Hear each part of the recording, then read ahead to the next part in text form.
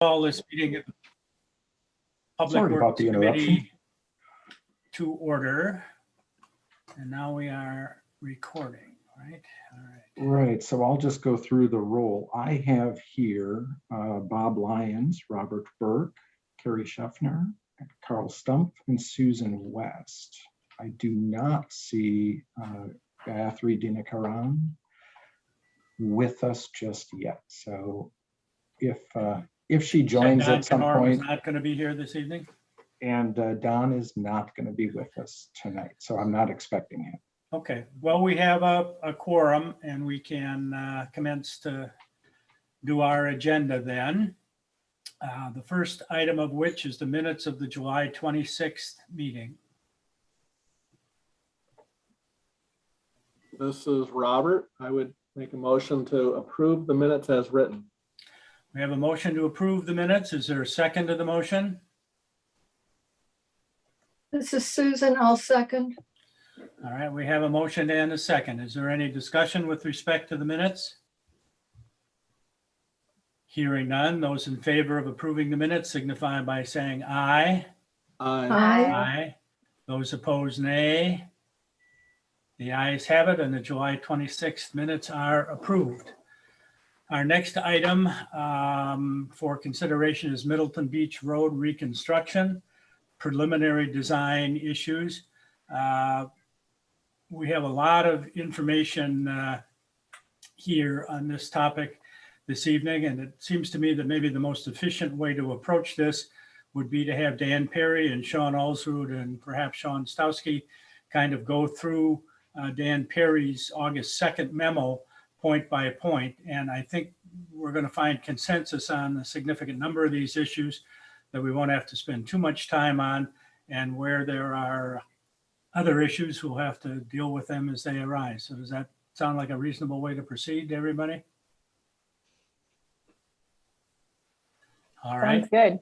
Okay, then I can't see Dan, but I assume he is there somewhere.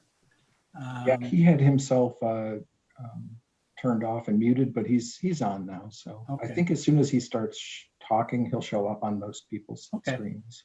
So Dan, do you want to commence to kind of go over the points that you had made in your memo to summarize them? I would remind people too that this is still a preliminary design phase for this project. We do not have to have every single little detail ironed out after this meeting. There's going to be a final design to be approved somewhere along the line. So hopefully we can get through these points with relative ease tonight. So Dan, would you like to go ahead?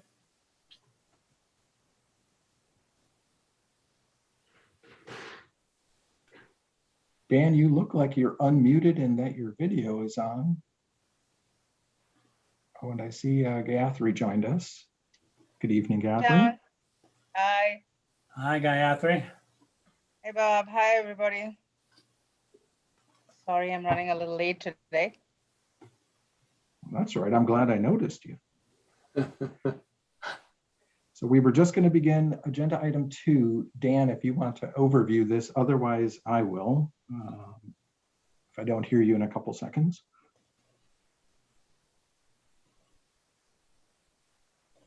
Okay, well, I will. And Sean Alsrud, if at any point you want to pipe in as our project manager on staff, feel free to add what I may be missing.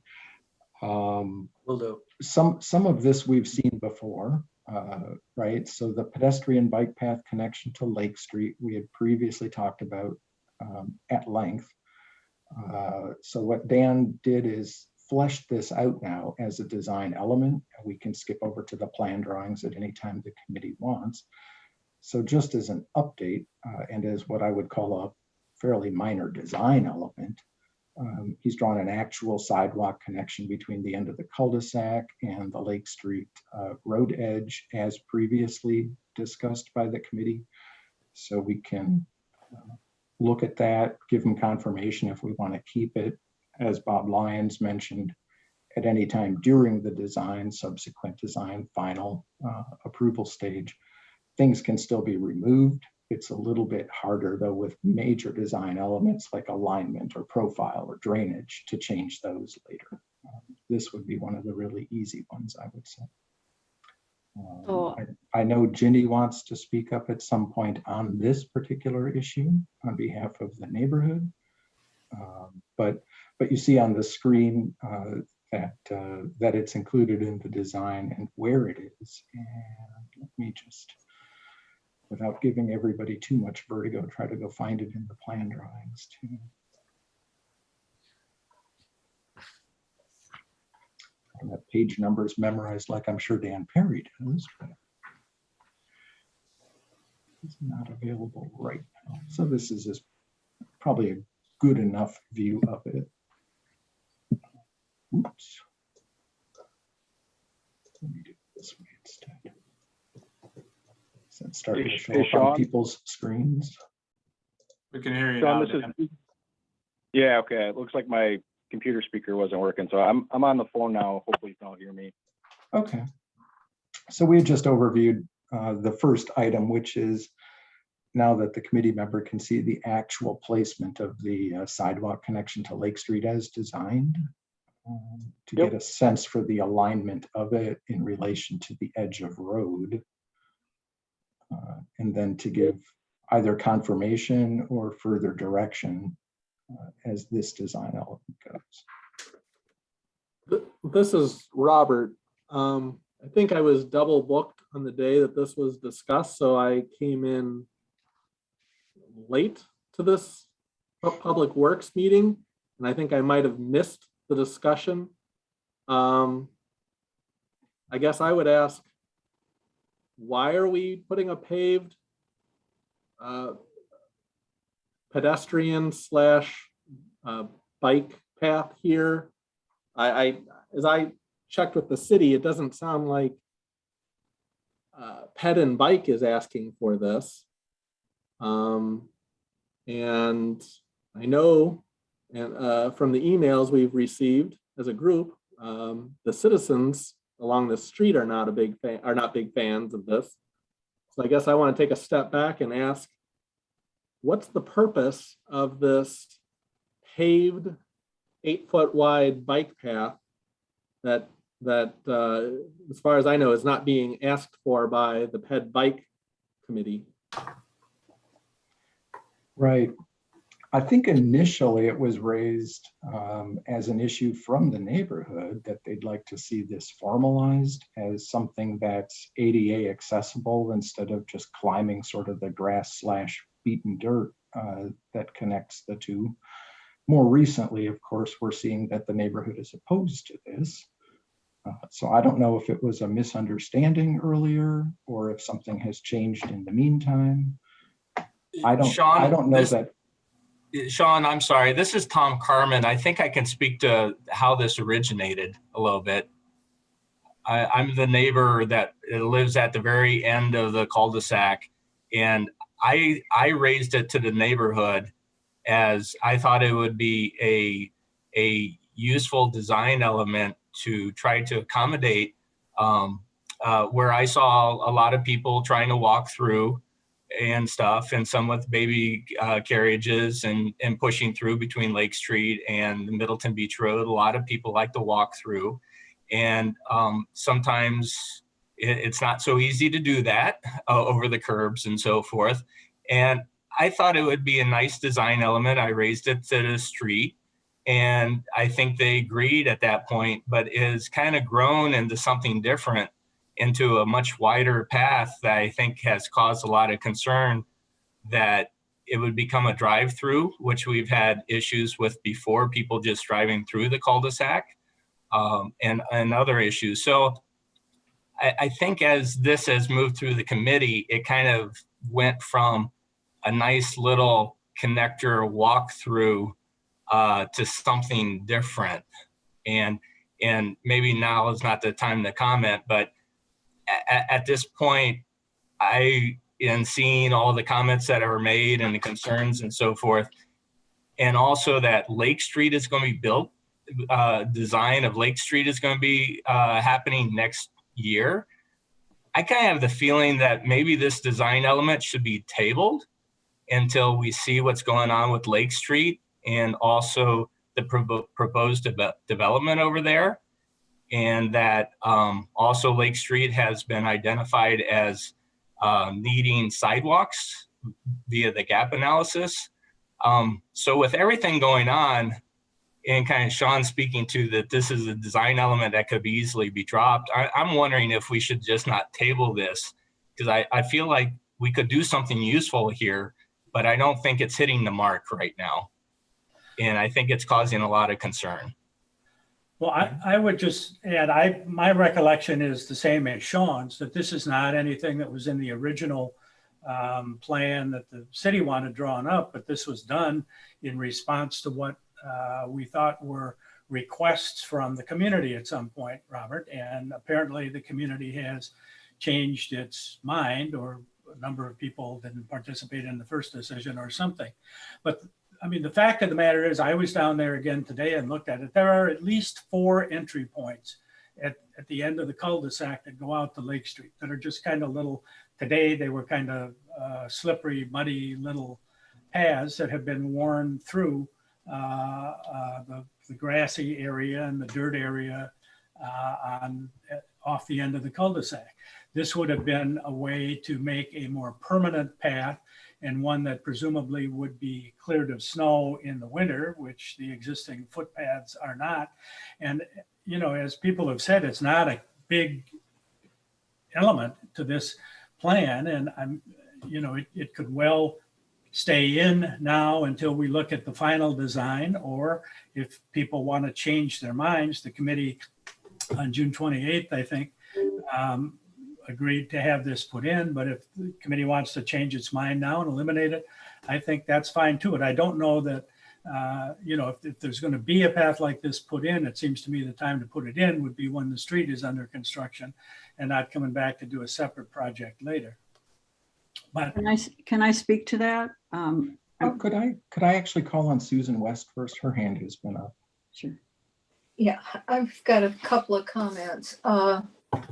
I think the first one to clarify from the citizens is the motion that I made that there should not be a connection between Lake Street and Mendota Beach Road referred to a vehicle connection, not a bike ped trail. And I think that's real important because you don't want it open up to vehicles, and I understand that. I'm going to say also comment on Roberts. This hasn't, as far as I know, gone to the bike ped committee for any questions about it. Sean, has it? No, I think this really started out as Right. An advanced concept design, and now it's at preliminary design. But putting in the trail is consistent with the city's Complete Streets program. The other thing I would say, this is next to conservancy land, and we do need trails. We've got them going from streets into Parisi Park. There's a huge demand for it. And just the fact that we've got multiple paths leading out of this indicates this is where citizens want to have a walking path. And I think we really should accommodate them with something that is functional and safe. And especially if people are seeing moms with baby carriages and people walking dogs and elderly, they need a safe way to get between the two streets. all right, Jenny, you wanted to make a comment too. This would be the time to do it, I think. Okay. Well, I think our biggest objection to this is that it accommodates vehicles. We never expected it to be 8 feet wide, and we never expected it to be cement. So a walking path is a whole different situation. But the way it's designed right now, I can tell you that the majority of the neighbors, and I'm talking both north and south of the cul-de-sac, are not in favor of it. So if it was perhaps designed differently, or we wait, like you suggest, until we see what happens on Lake Street and the new development, I think that might be a good thing to do, because right now our request tonight is to ask you to eliminate this from this preliminary design at this point. And that's really the consensus of over 150 homeowners between the Century Harbor people and the boathouses and the Middleton Beach Road people. All right, thank you, Ginny. Again, the committee took a position on this earlier, and unless there's someone on the committee that wants to revisit this and rescind that position and remove it from the drawing, we can leave it in for the time being and visit it again on final plan approval. It's up to the committee what you would like to do. This Bob, is I'll- Rick- Oh, I was gonna, sorry, just interject, because I know not everybody can see this, but Rick Lemon had his hand up as well. Oh, I can't, Sure. okay. I'm Just in sorry, I case, can't see anybody's hands up. I don't mean to no, bypass anyone or cut anyone off, but I see the committee members and one other person on my screen, and that's it. So, exactly. That's why I just wanted to throw that Okay, in. I thank you. noticed that. Thank you. This is Rick Lemon. I live on Middleton Beach Road, and I can tell you that if you put in an 8-foot wide pathway, it will be a freeway for vehicles going through there. Already there are vehicles that come down our street that think there's a connection to Lake Street, and they have to turn around at the end. There's been a steady stream of traffic through the boathouses such that they've had to put up a gate there to stop traffic through their little gravel road.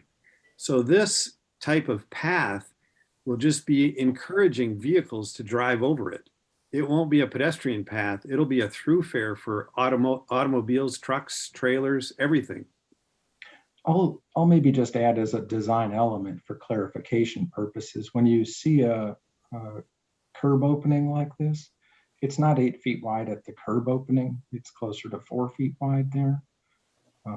So it's the kind of thing that a driver would certainly notice. And when we put signs on either side of it, it becomes visually even a narrower target for someone trying to drive. They would have to go very, very slowly just to be able to center their car on something like this between the signs, and they'd still have to drive over a curb to do it. So we just haven't found that to be a problem at any of our other paths that do this sort of thing. I understand the fear. Sean, Well, I have to respectfully disagree because they already jumped the curb and drive through Tom's yard Yes, right now. yes, they do. Yes, Okay, well, they do. Okay. They go through around the barriers and they will drive through with a boat trailer. I've had this before. And if they get to the end of the street, they're going. okay. well, then they're going to go whether there's a path or whether there's not a path. Well, we don't want to encourage something more than, I think we can try to minimize that and with some other type of design or something. Well, I guess I would say we don't want to exacerbate this situation. Right, and the Verbinger plans show barricades, and if you have a green space there with plantings in it, that will really discourage it. Yes. So, thank you for listening. Okay, thank you.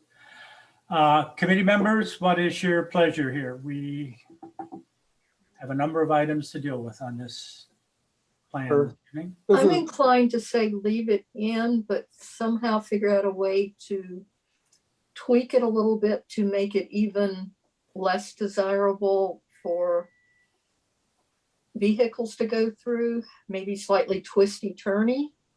So it would be hard. That might be a problem for bikes too, but I think we've got to have a very safe way for walkers and pedestrians to get between the two streets. Isn't there like a bridge or something someplace over to Harbor that kind of gets people into the same area that they would go by bike or foot. Mhm. Exactly. There is a footbridge that goes over the, I'm sorry, did I cut you off, Susan? No, I was just agreeing. Yeah, I've used that bridge several times. It's not probably for bikes, but for pedestrians. The bikers do use it. Actually, I need to speak to that too. I didn't realize there was a footbridge back there, but it's not a city footbridge. As far as I know, it wasn't designed, approved, permitted. So I don't know how it got there, but it's certainly not on our inspection list. Is it So- on city property? And does it have a safe trail? Well, the bridge would, And is the outlet onto city property? I believe so in all cases, yes. I Okay, think is the outlet, Sean, into the parking area of Yeah. Harbor Athletic. Harbor. It's Harbor Athletic parking lot that So it goes I into. think the bridge is on city property. It comes into the right of way on Middleton Beach Road. and would citizens have a sidewalk at the parking lot that they could walk on? No, Or are they gonna there's have not to walk in the parking lot? We There's not have I'm sorry, Carrie, go ahead. Oh, go ahead. I was just gonna say, Sean does have there's a photo showing an aerial above, and then the path going to it off Middleton Beach Road. I think that's this one. Yeah, so the lower, yep. So the lower is the bridge. Now, that's not an ADA compliant bridge or path. Well, if that's crossing city property, I assume the city has some liability for that bridge as well. And if the city didn't authorize it, permit it, build it, or inspect it, I think there's an issue with that bridge's continued existence. Oh, Mhm. come Well, on. I think that's my concern on behalf of the city too, is we may have some liability we just weren't aware of. Sean, this is Emily. I wasn't around when the bridge was built because I've only been on Middleton Beach for 5 years. But my understanding is that Penny from the Parks Department had it built at some time. But you are correct, it really was not under known world. Because when I was a new alder, I complained about the trees that fell down there and how they were getting stuck at the bridge. And that's when some people were made aware of the bridge, but prior to that, they did not have knowledge of it. Does the bridge have railings? No. No. Oh, come on. Yeah, so I'll look into that. Thanks, Emily. I'll look into that with the park guys, because I mean, they might have done something without telling engineering, but I think that's an issue that needs to get taken care of. Maybe some of the All I can- neighborhood residents know. Was that built by the city or did the neighborhood residents get together and build it? It was built by the city. It was. That's correct. So I do think at this time it might be good to table the bike petty path Yes. just until we kind of understand the bridge, but also kind of get a feel for what the community wants, because it is a well walked path area, both the bridge and out onto Lake Street. But especially with Lake Street being built or going under design next year, right at that cul-de-sac, and them trying to figure out where sidewalks go. If we do build the sidewalk now, we might have to then work around it if it's not flowing into Lake Street. So we may want to table it for now. All right, well, committee, what would you like to do? Again, it is in the preliminary plan that we approved at the end of June. It could stay there, or you could vote to move it out of there tonight if you wanted, but we should make a decision on it and move on. We've got many more issues to deal with there. This is I think Robert we Burke. should, okay. I would like to make a motion to remove it from the preliminary plan at this time. All I right, have a question. well, let's see if Robert. there's a second to Robert's motion first. Okay, Robert's made a motion. Does anybody second Robert's motion?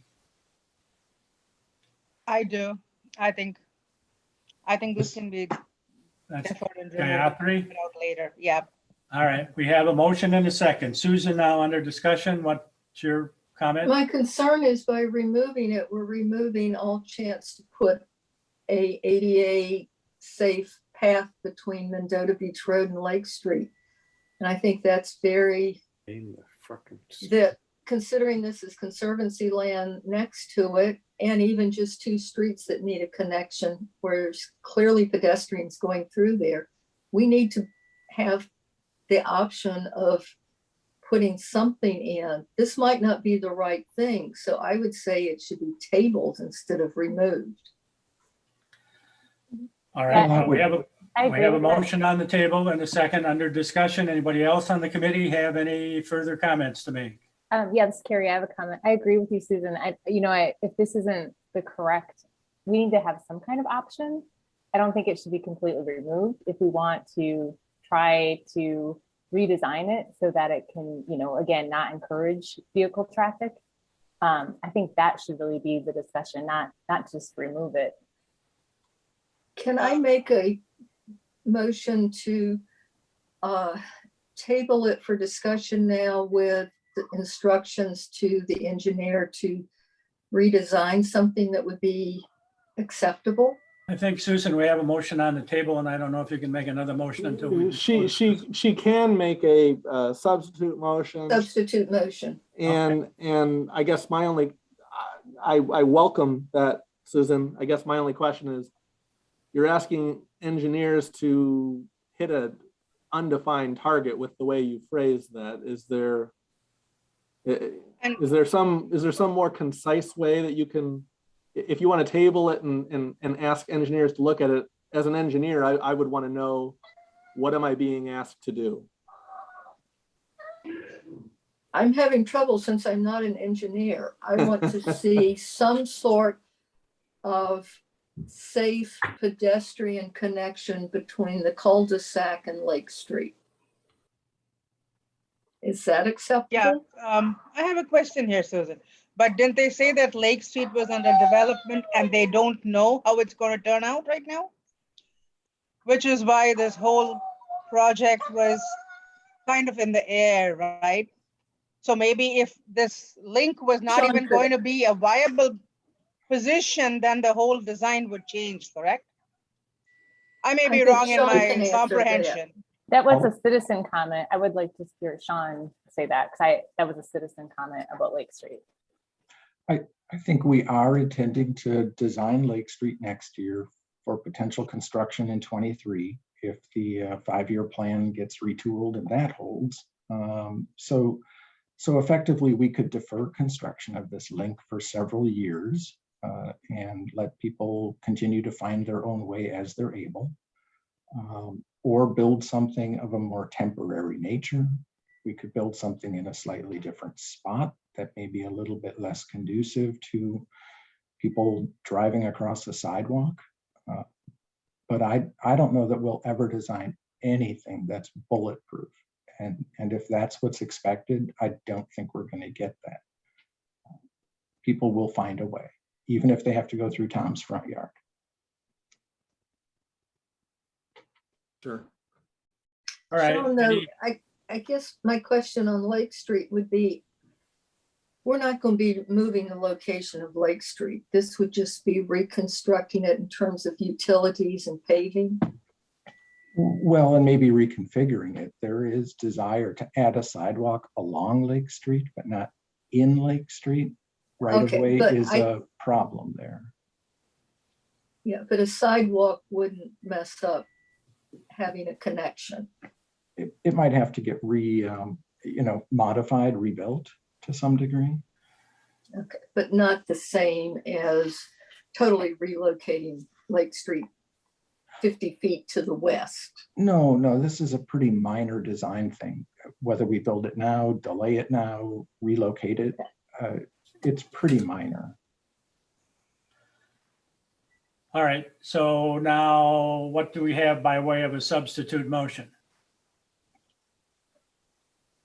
Sean, did you write something down? Well, I heard that you want to table it for now and have the engineers redesign it to discourage or better discourage vehicle access while maintaining a safe ADA pedestrian connection. Correct. Robert, does that satisfy you as the maker of the original motion? Not yet. I guess help define for me, somebody, what is ADA? Is a 5 foot sidewalk, 5 foot wide sidewalk ADA compliant? Yes, as low as 4 feet still meets ADA compliance. Our city standard is 5 feet minimum. Right. If we want to encourage bikes, we wouldn't put in a 5 foot sidewalk. Okay. Robert, this is Sean. I think Sean made a good point with maybe a definition between a sidewalk and a bike path. A sidewalk ADA, we would need the ramps on both ends with truncated domes. Bike path would be similar, just wider. Okay, so like I said, I wasn't here during the discussion on I think it was June, I don't even know, June 12th or June 28th or whenever it was. I don't think I was involved with the discussion at the time. But it does sound to me like scope creep. We had gotten possible interest from the neighborhood of some type of a walkway there. And then it sounds like this group went above and beyond, which is a good thing generally. But it turned it into something that it wasn't originally intended to be. And now it feels like we're pushing a solution in search of a problem. So whether it's deferred or removed, I'm okay with it. I guess I don't feel though, I think just a pure deferral I would find more acceptable than deferral with engineering work being put onto it, where I'm still not sure that without this being looked at by Ped Bike and maybe by Parks and maybe by other committees, that we even really know what our target is for this, whether it's a dirt path, whether it's a 5 foot wide sidewalk, or whether it's an 8 foot wide, asphalt bike path. Robert, I could also amend that motion to include referral to Bike Ped and Conservancy lands. It shouldn't go to Parks because it's not a parkland, it's Conservancy lands. Okay, thank you for that. Where's the Conservancy land here? Well, it goes to Conservancy lands between Middleton Beach Road and St. Allen Boulevard. That's the bridge. It's not- Conservancy. Oh, yeah, no, yeah, this is just Lake Street. So from Middleton Beach Road to Lake Street. I would say That's Ped not Bike Transit should be the only able to fill us Conservancy land in. would be if you're dealing with the bridge, Susan. I think. Yeah, this is just all right of way. So Yeah, but it's giving access to Conservancy lands. Well, or Lake Street, I guess. currently my motion is still to remove. If somebody wants to second Susan's motion as a substitute motion, that would take precedence over my motion. Right. I will second Susan's motion. So Susan's motion is to defer and refer it to Ped Bike Committee and Conservancy lands. That's correct. So that's a restated substitute motion. The other one was to Yes. table it and redesign. So this is more of just a referral. This to- at least is getting input from the two committees that control these particular issues. So Ped Bike Transit, Mhm. And what other committee is involved in this? Conservancy lands. Okay. Can I tell them why it would come to Conservancy Lands? Because it's making conservancy land accessible to streets. Okay. And that Carrie, you seconded? Yes. Okay. And let me ask, this is just deferral, not tabling. So where does that leave the design? Just present here for now?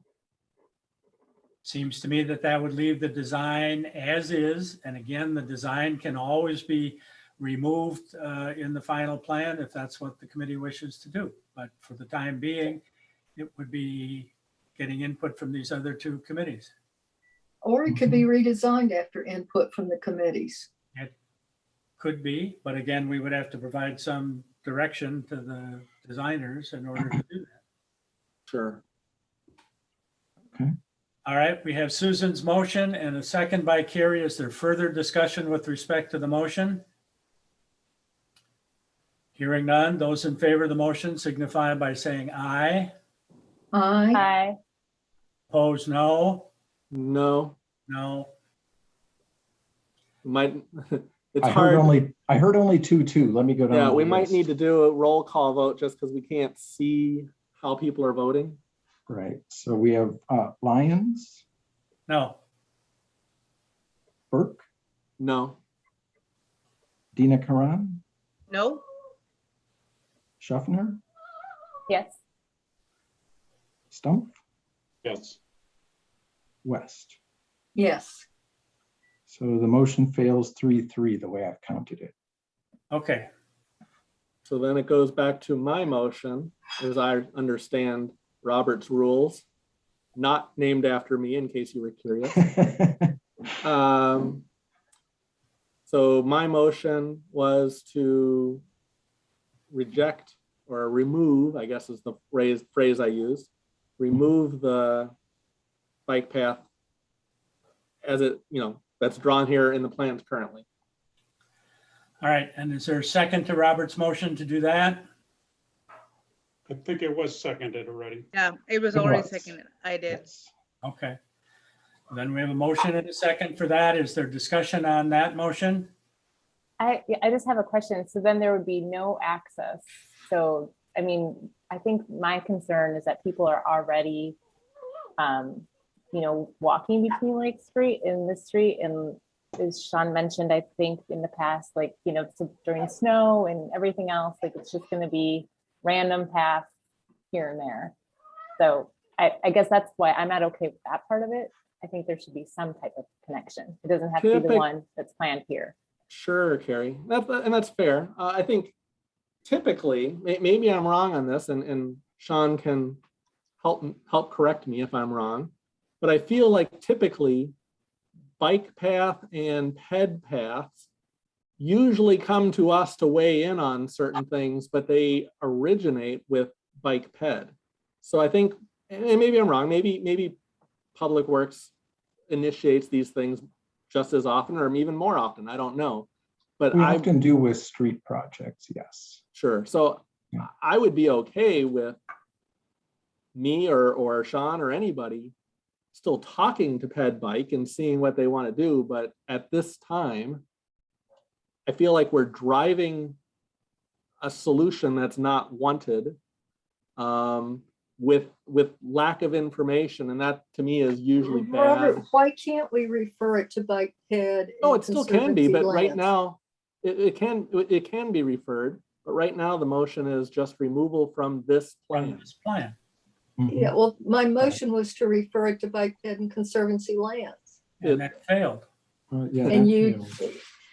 Yes. So now Which we is have a getting motion just to confusing. I remove think this plan or this path design from the preliminary plan. The other thing I just wanted to mention is that I think we need to consider all citizens. This isn't a private road. And I know that a lot of people that live on this, road are opposed to it because they're fearful of vehicle traffic. But they probably would use a path if it was designed, in a different method. So I just want to keep that in mind. This is we have to keep in mind all citizens and not just the citizens that are living on this road. All right, further discussion with respect to the motion to remove the path from the preliminary plan. Hearing none, all those in favor of the motion signify by saying aye. Aye. Those opposed, nay. Nay. Nay. My ear says the nays have it and the motion fails. So for the time being, the path remains in the preliminary plan.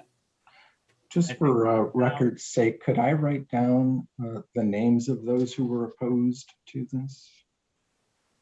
Lyons. Or maybe I'll just take a roll call. It'll be faster. Sure. Lyons? Opposed. No. Okay. Burke? Yes, for not opposed. For removal? Yeah, yes for the removal. question is to remove from the plan drawings. Yes, yes for removal. Dina Karen? Removal. Yes. Okay. Schaffner? No. Stumpf? No. West? No. Okay. So it is 4-2 fail. And I have a question, another question, Sean. Yes. Was a survey ever conducted of the local residents about what they want before this No. design was incorporated? Not by the city, no, but Ginny Corwin, who's been representing the neighborhood throughout this process, Okay. I think has done a really good job of trying to get word out and word back. So I know that's a lot of effort, and I think she's been doing a really good job. So while I think, at least my impression was that the neighborhood initially was in favor of it, my understanding now is that they are not. Okay, so they wanted it at this, they wanted something like this at this location. That's what that is my question. And that In a was the general reason why. sense. Yes, Not, I would say not, what I'm hearing is not like this.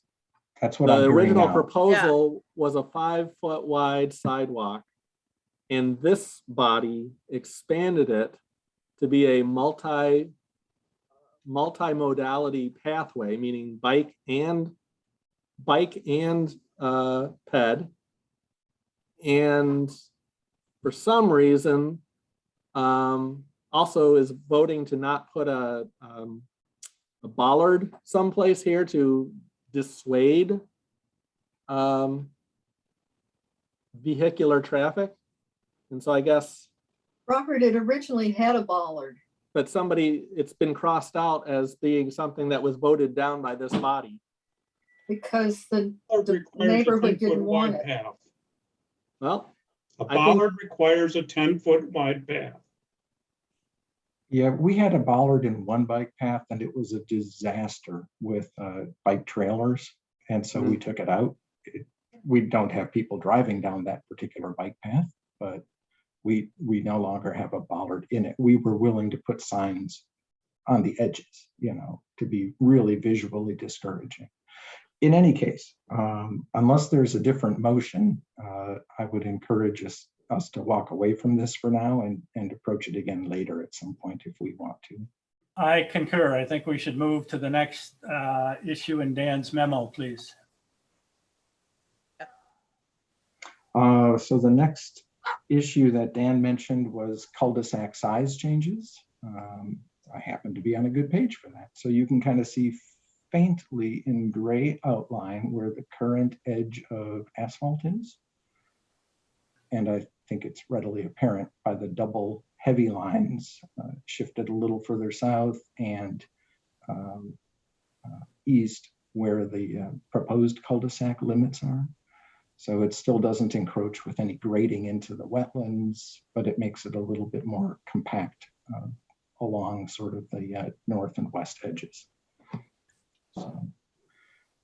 And that, if I'm not mistaken, the committee had concurred with at the last meeting, and I believe there's also concurrence from the neighborhood association on that design element as well.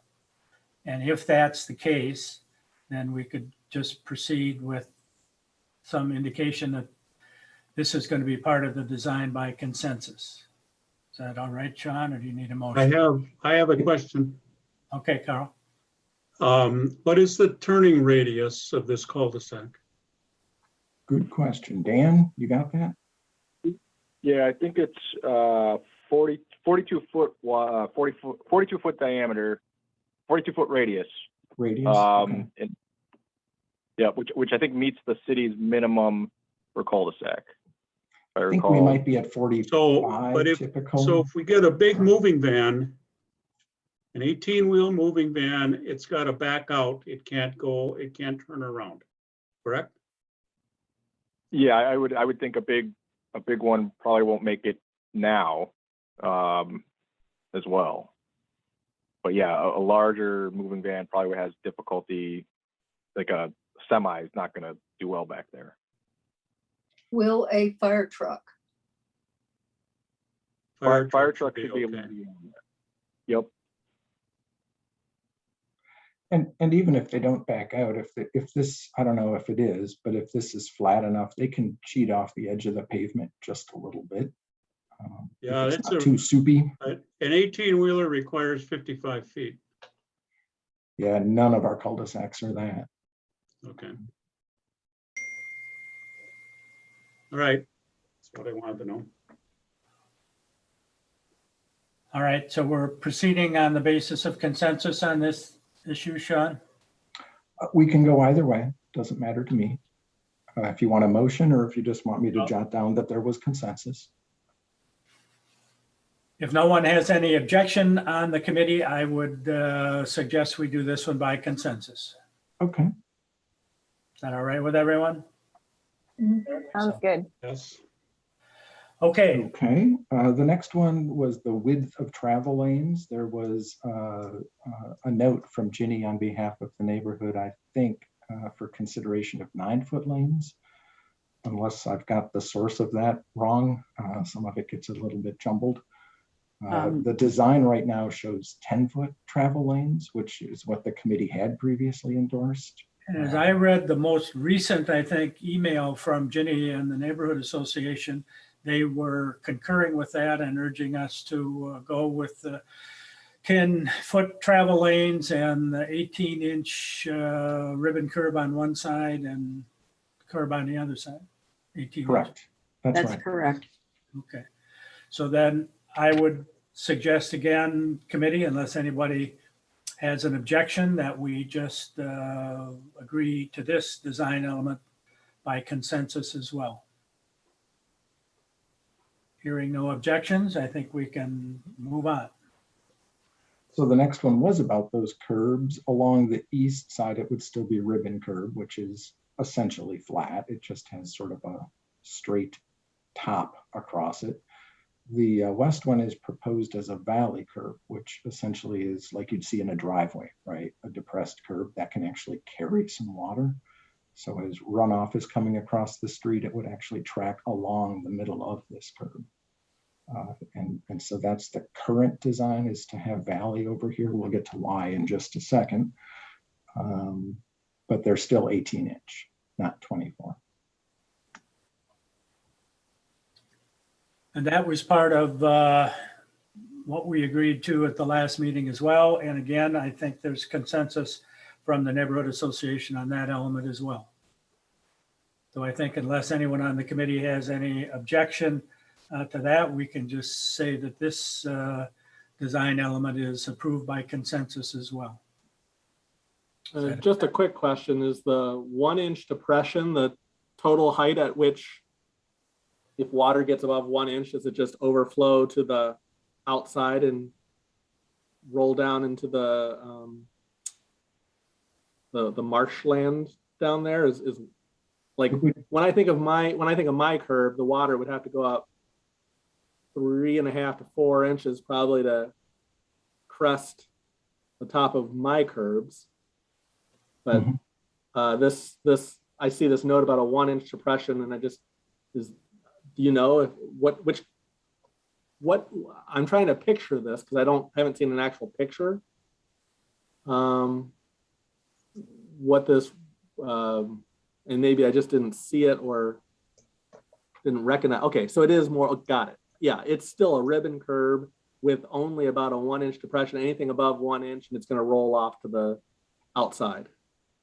And it should then sort of start spilling over toward the ditch. Now, it might not make it to the ditch because there's certain limitations on grading in the wetland area. Sure. But at least it would be able to sort of start filling up some of this area and working longitudinally. Got it. Okay. Which is Thank you. one of the next coming up issues, I'll say. That helps me better understand what we're voting on here. Thank you. Okay. All right, next issue.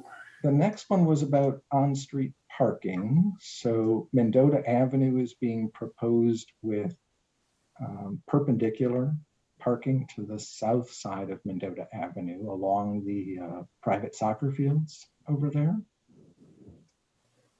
And then along the west edge, don't know if I'm, pushing the wrong button is not going to help me any.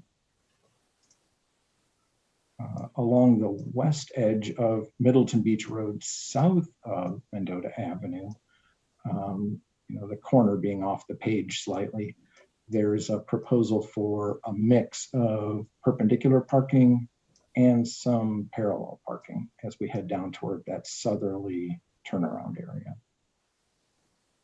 But that would be the only paved on-street parking. The rest of it would just be pulling off the edge of the roadway. And I think this is also an issue that the neighborhood association was in agreement with and that the committee approved the last time around. So again, I think we can do that one by consensus unless anybody has a different opinion. Okay, hearing none.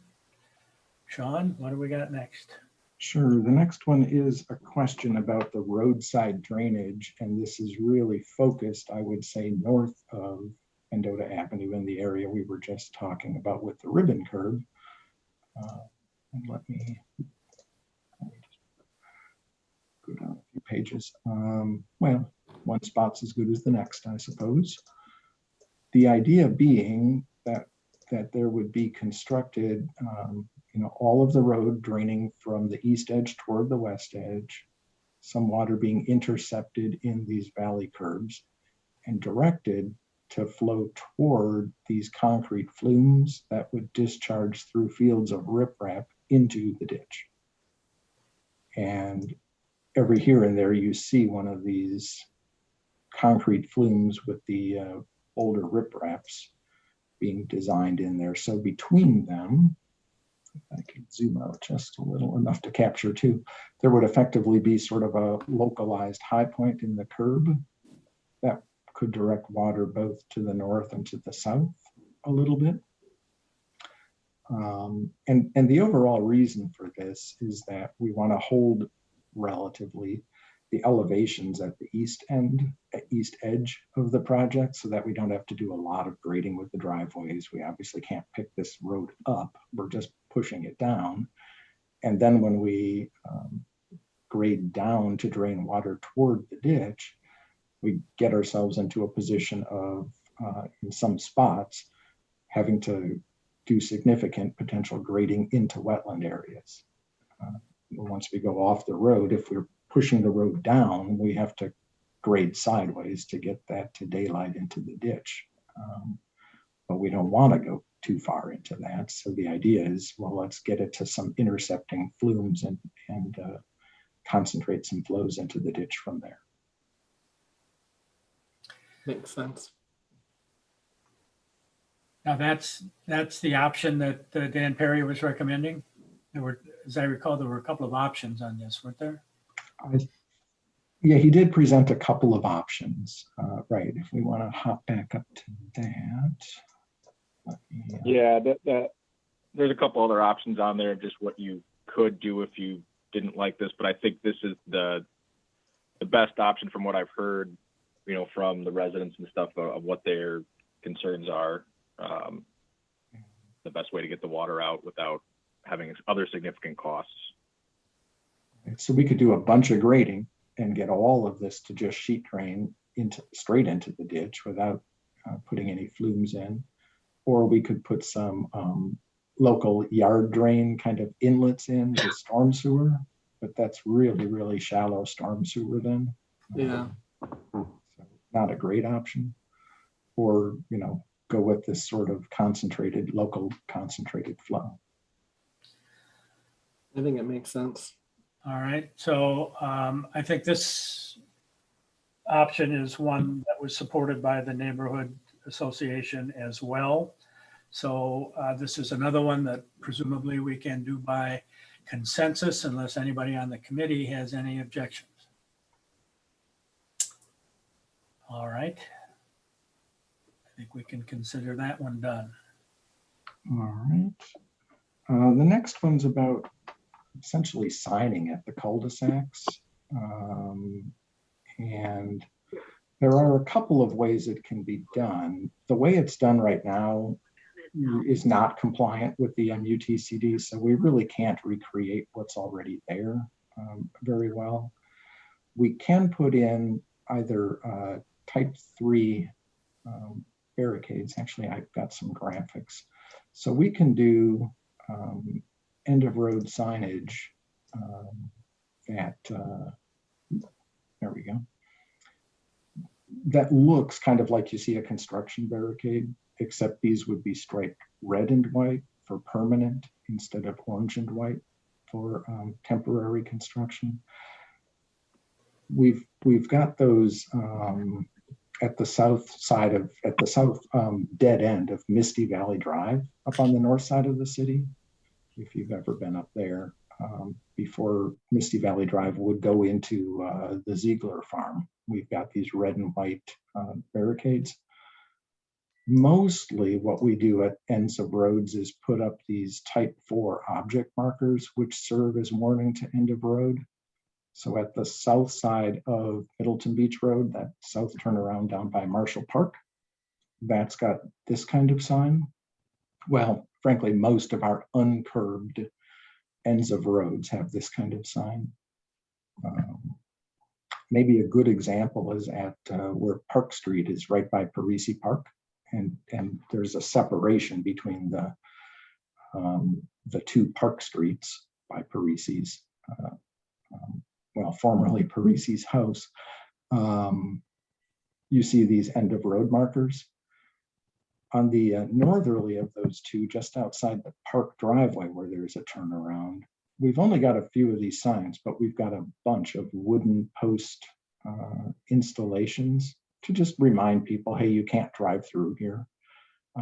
We do have a bike path that goes through there, and we've got some of these signs up there, but not, 20 of them. We've got, I don't know, 1 or 2, I think. And it just is reflectorized, and it serves the purpose to warn drivers that they've reached the end of a road. So in typical, we do this. In one spot that I could think of, we do this.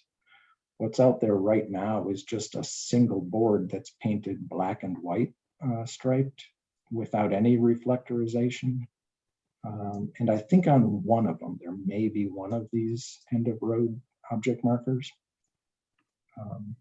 So I would, from a signing perspective, not try to duplicate what's there right now.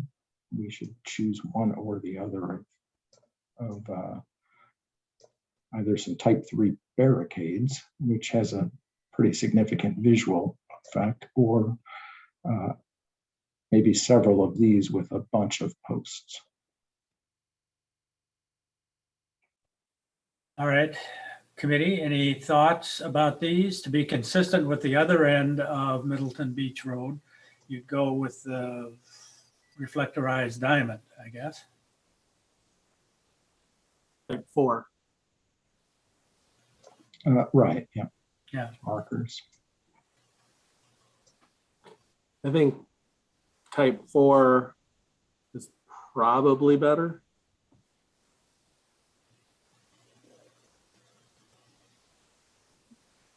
I agree.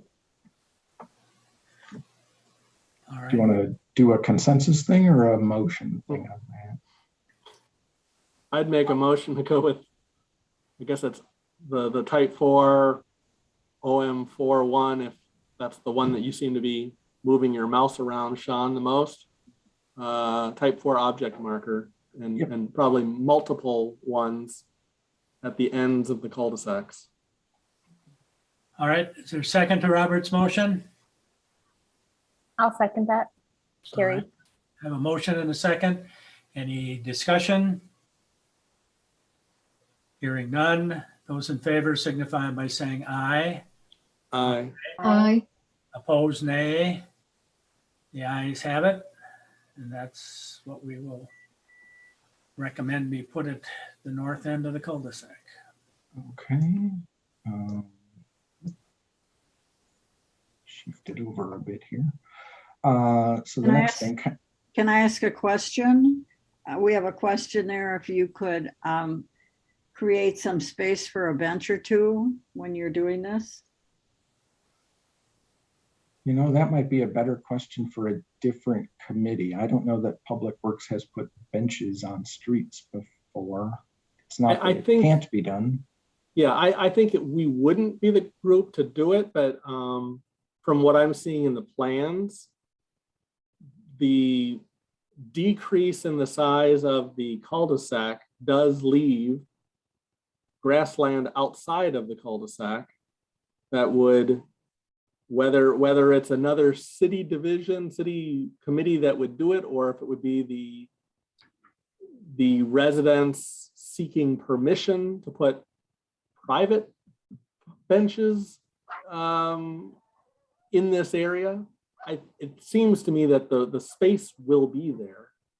The question is just what committee can approve the placement of these. And I don't think it's going to be this committee, but I think as I look at it from these plans, that space will be available for somebody to put benches there. And it's just a matter of getting permission to do it and money or you know, whatever for the city or the individual population to do it. Does that make a Neighborhood difference? Association planning on putting up the benches themselves, just having permission to do it, or were you expecting that to be part of the road project? I think we'd be open to either option. I didn't know if it makes a difference where you put these reflector diamonds, and that's why I'm bringing it up now. Yeah, we would want those to be really apparent in the headlights of a car that's approaching northbound from the right side of the street. That's So they would be, to summarize, Sean, you're basically saying is if you're driving, let's say north, mostly north on Middleton Beach Road, I assume you want these reflectors facing directly south, not angled at 30 degrees to the end of the road. right. So You it's want them before the benches, sorry. and you want them before the benches. Yeah. Well, Yes, Not even in line with the benches. you are correct, Bob. So I would imagine that the benches could be to kind of either side or behind these signs, but at a little bit of an offset.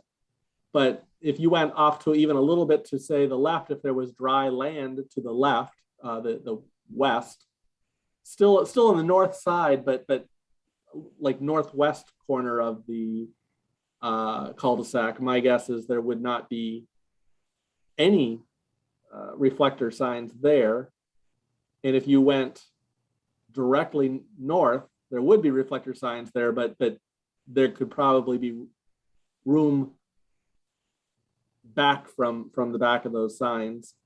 So I think there will be room, but if there's some ideas that the neighborhood has of where they might want to place them, I would think that wouldn't be a bad thing for us to see, and then either we can see if the plan can make it work, or worst case, we can tell you why it won't work, and you can Well, look at different areas.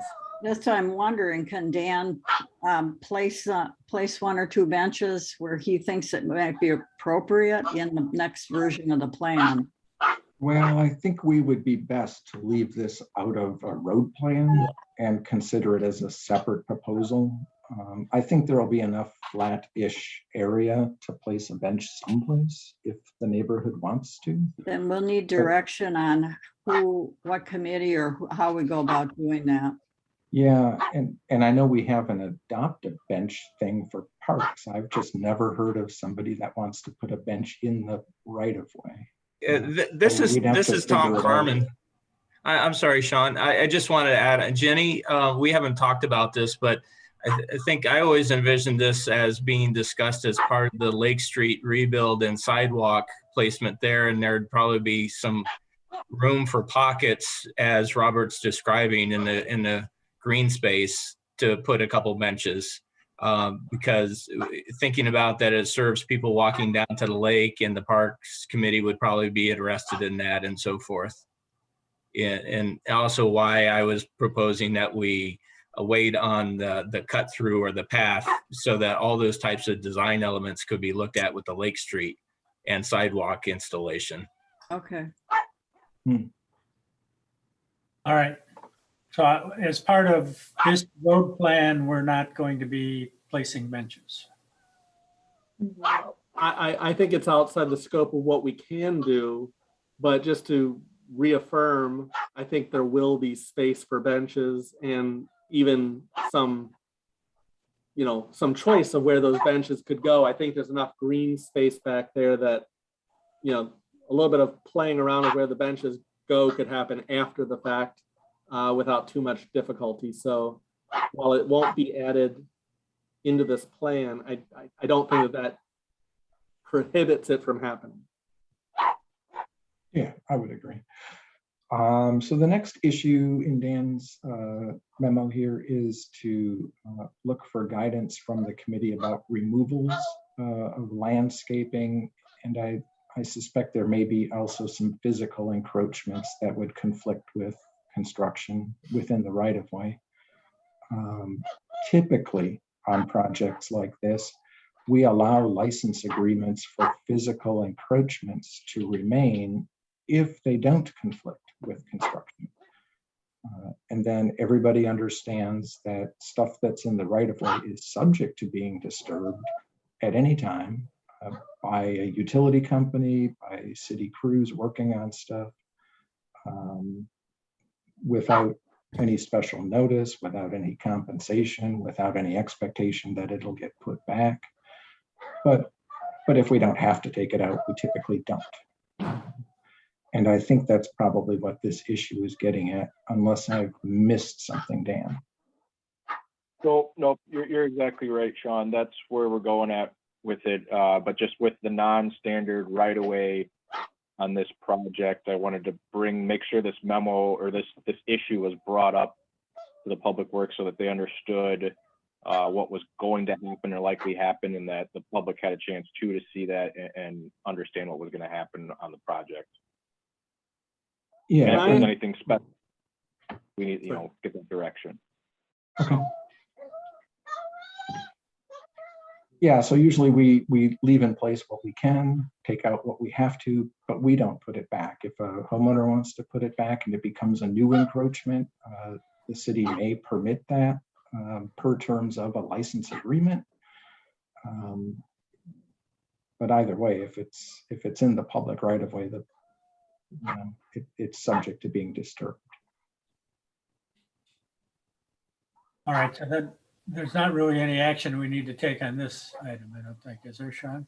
Well, I do unless have a you wanted to question. give any special direction on that, but that's how we typically have done it. I do have a quick question, and I also see another hand up, but I'll ask my quick question first. Is there, Dan, do you know, is there any things like, let's say, if we're talking about replacing, I think the next thing is driveway replacements and like apron changes. Mhm. Is there a chance that either some mailboxes will either need to be moved further away from the road to prevent them from being destroyed as the road comes in, or mailboxes that will need to be moved closer to the road because the new road configuration will be just, maybe it's only half a foot further away, but that means that, the mailbox needs to be moved. Do you foresee, because I can't quite visualize the difference between what's currently there and what will be there. Do you foresee that some of like mailboxes might need to be moved, or that any trees, bushes, flowers will need to be moved? I know we're talking about they could be taken out at a future date, but you maybe don't think that things need to happen now. I guess, is there anything that needs to happen when this project starts to move mailboxes, flower beds, bushes, whatever, either further away from the road or closer to the road? Certainly. Can I actually yeah. divide those before you start, Dan? Please So there's do. encroachments, right? Things people have done, but mailboxes are a special case. They're federal property that homeowners are responsible for. So if we move a road either over or away from a mailbox, we need to move the mailbox with it. And The city is responsible for mailboxes. the project has to take care of mailboxes that we're affecting. And Okay. typically we do that. We don't affect very many because we don't move very many roads, but mailboxes are a special case. Now, if they're improperly installed, but we're not otherwise messing with them, that's a homeowner issue. Okay. So mailboxes, you answered my question. Thank you. And I know for this whole thing about tree and landscape removal and restoration, the way it was just phrased a few moments ago was that they're in an area that sometime in the future, they might, somebody might need to get into someplace and then they might just run right over stuff. But in this project, I'm trying to understand, in this project, will some of these bushes, trees, or whatever be in the way and need to move, or right now, is it looking like all of that stuff can stay without harm to the plantings?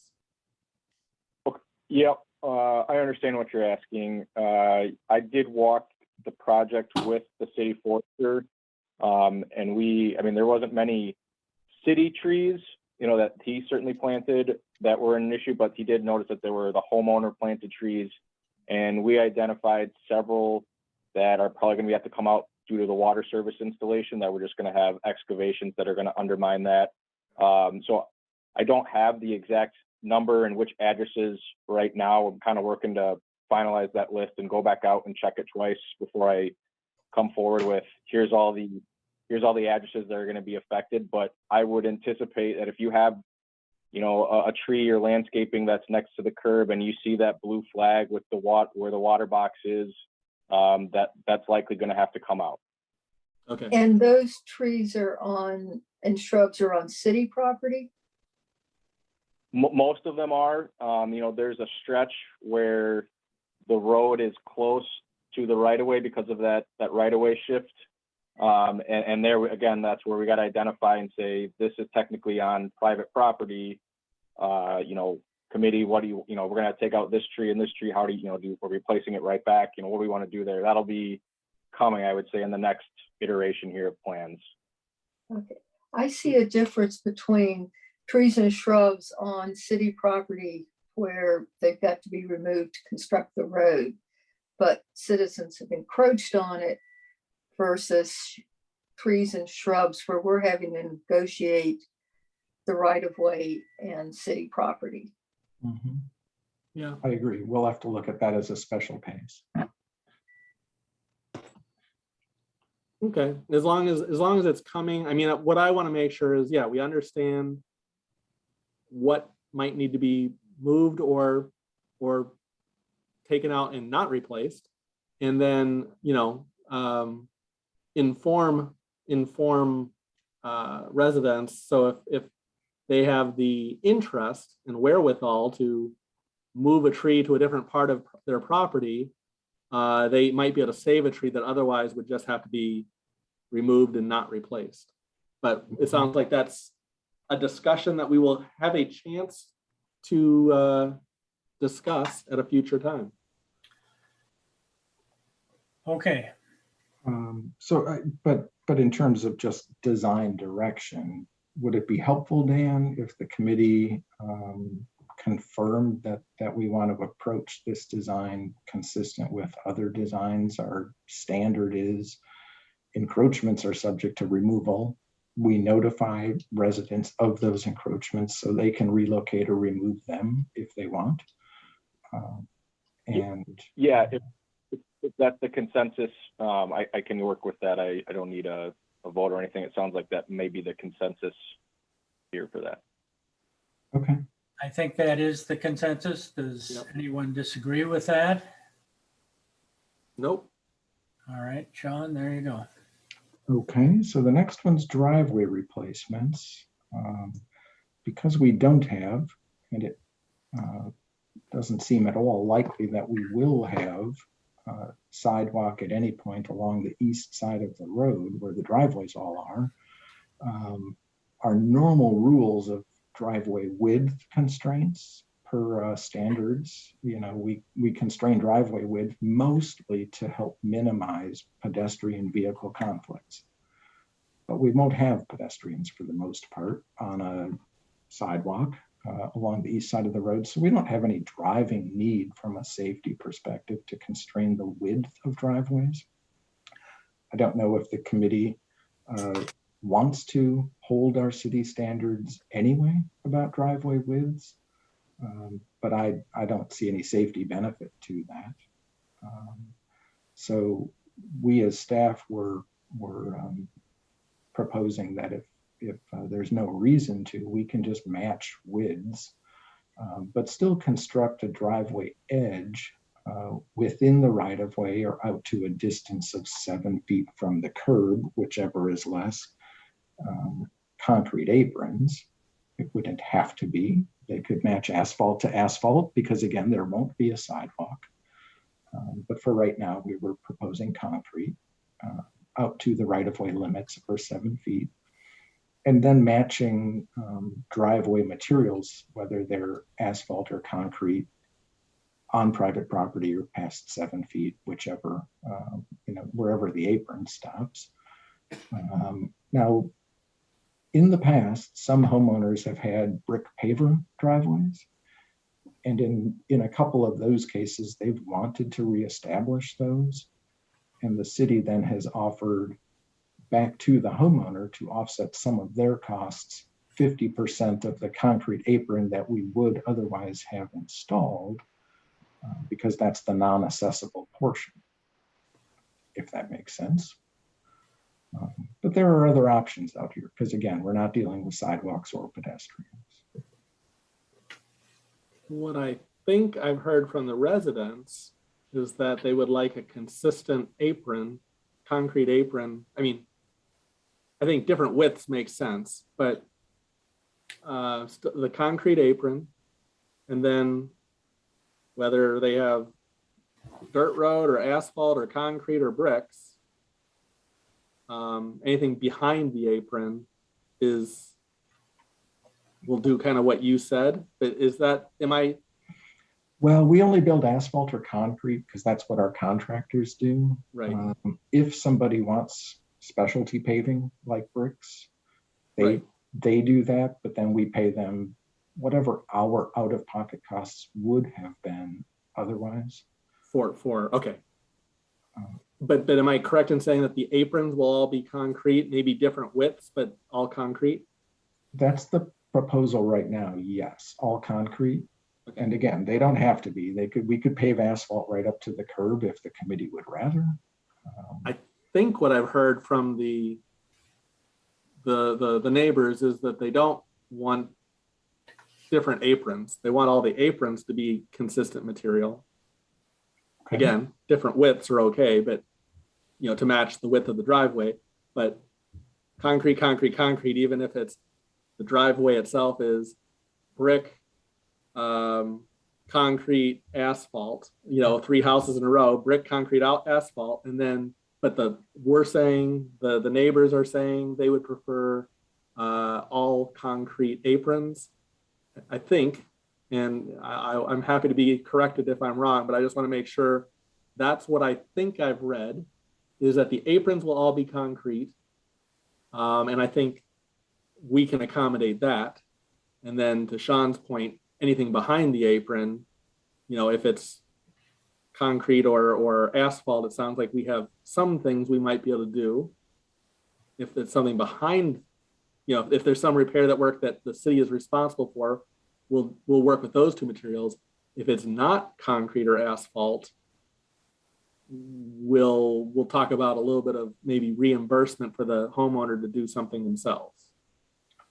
Right, typically that's how we approach that.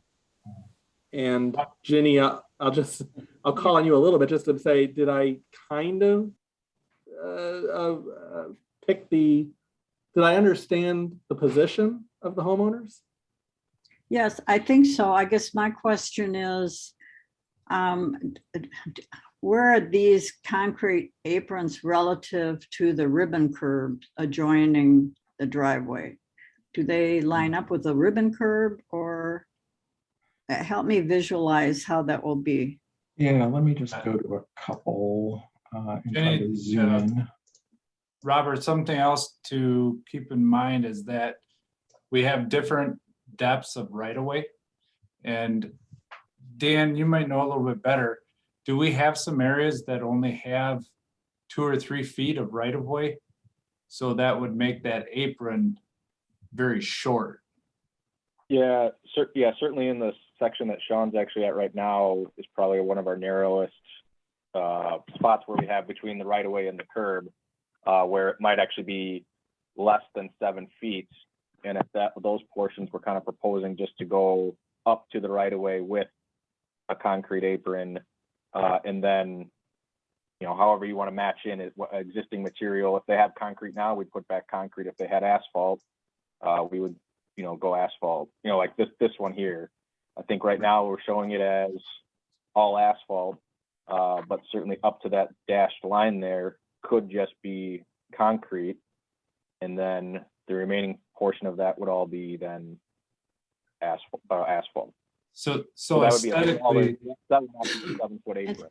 And so yeah, in that example, where's the ribbon curb? Can you point that out? Yeah, sort of this double line is the ribbon curb. Oh, at the end of the apron. Yeah, so the street is out here, and Okay, then there's the curb at the edge.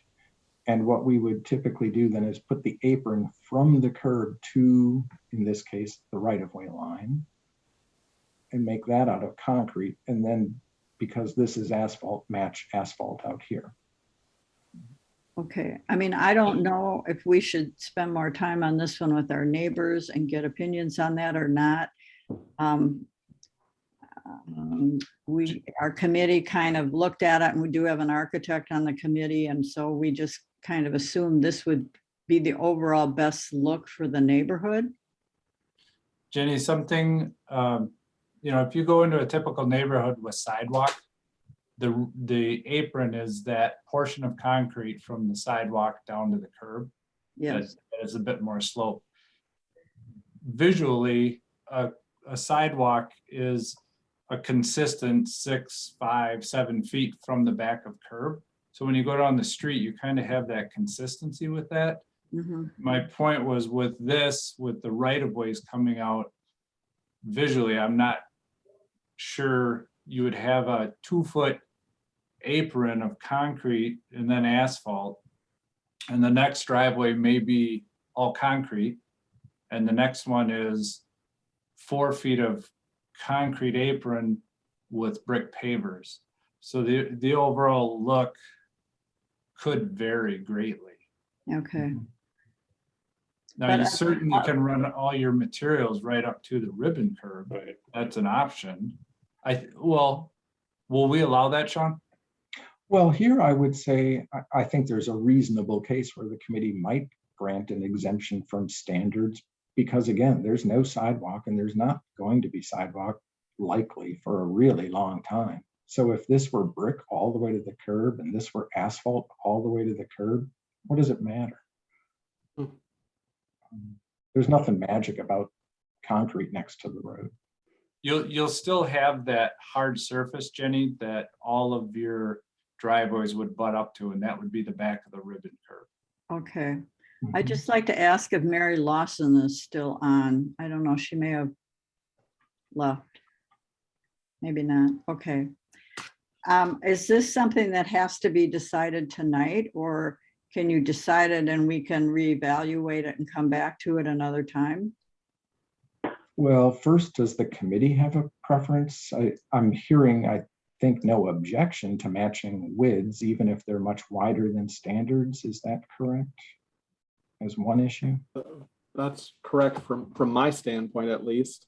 I think so. And as I understood the neighborhood's position, which I guess Ginny says may change if they discuss it further, was a preference for uniform concrete aprons, not Right.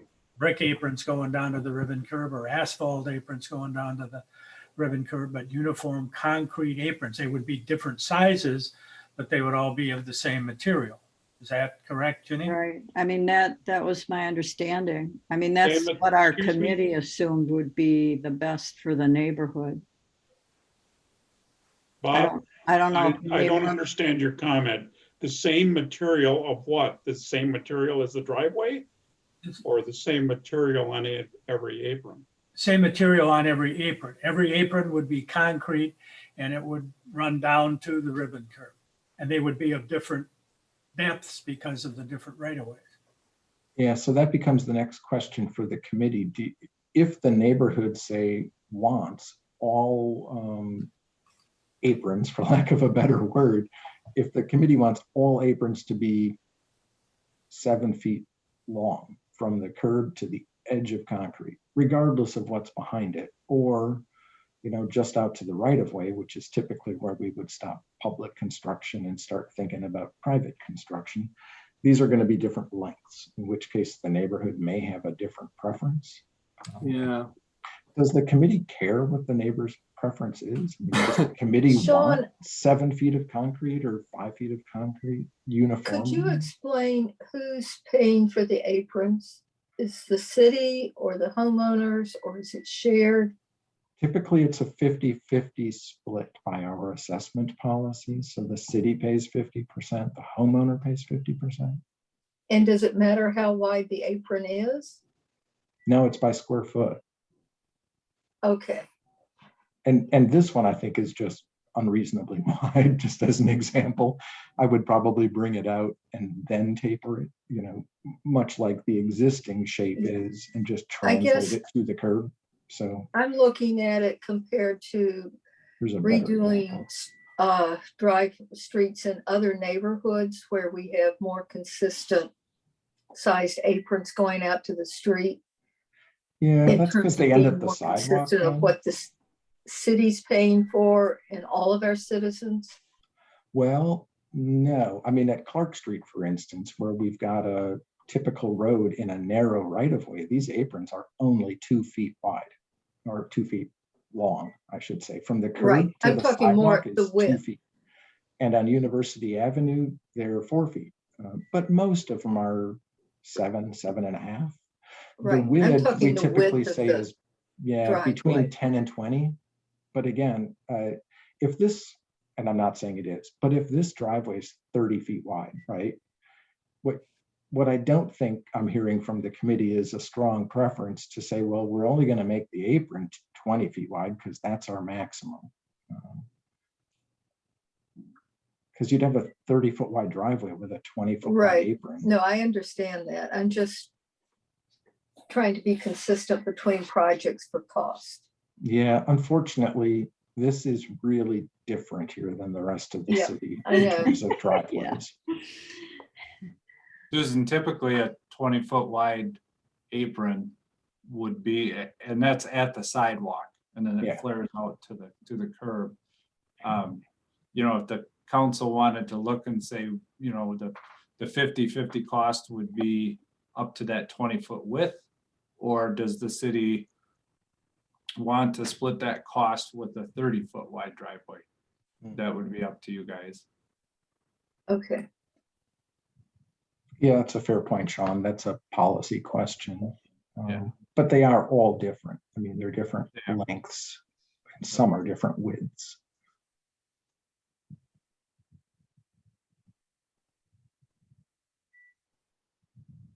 I also had a question here about a significant portion of a driveway is going to be removed. Could the homeowner ask to have the entire driveway replaced and then pay the extra cost?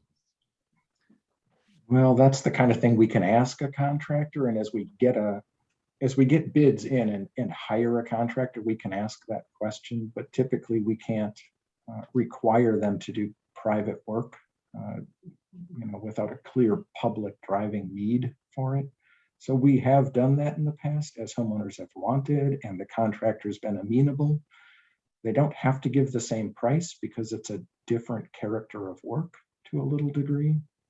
They often do give the same price, but that's a private contract that we're just coordinating. I'll say it that way. So if the contractor you hire doesn't want to do that, then what other option does the homeowner have? They could hire somebody else to do that. But to do the whole driveway?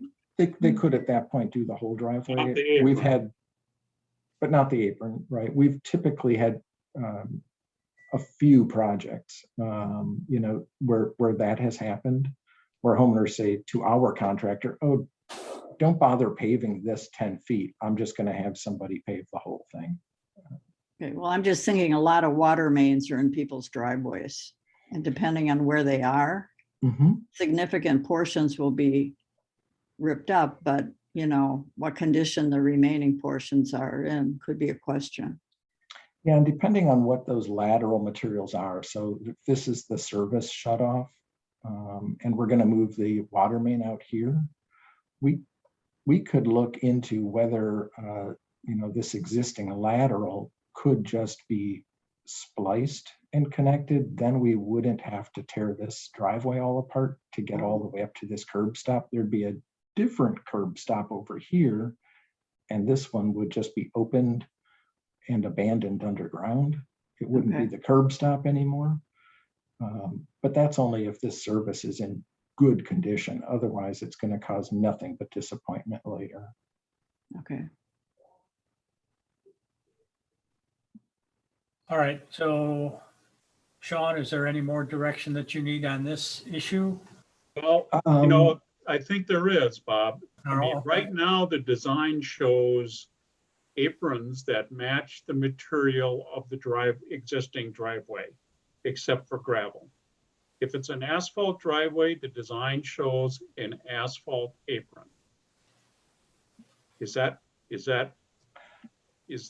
Are we confirming that design, or are we Well, I thought going to change it?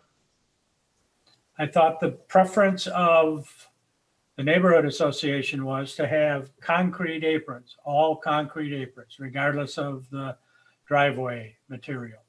Well, that's not what the design shows. All right.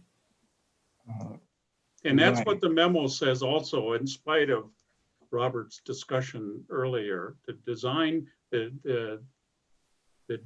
memo indicates that the apron matches the driveway. Yeah, and this one's drawn like asphalt, but Right. we're talking about it being concrete. And then this would be asphalt. So if we're going to change that, we need a motion. Or even just give direction. And it sounds like the neighborhood might still want to talk about it a little bit as far as what the material is, unless the committee just wants to say, yeah, this is what we'd really like the design to be. Because isn't there I don't know, Sean, is there an issue with these, the concrete connection and the asphalt connection not at the ribbon curb? I mean, if you make a joint inward, I mean, is that? We typically have had some separation of asphalt and concrete. We sometimes have had a little bit of vertical difference, but more often it's just a separation, but it's usually pretty mild. So I haven't found a big problem between. Okay, but that can occur at the asphalt. ribbon curb also, right?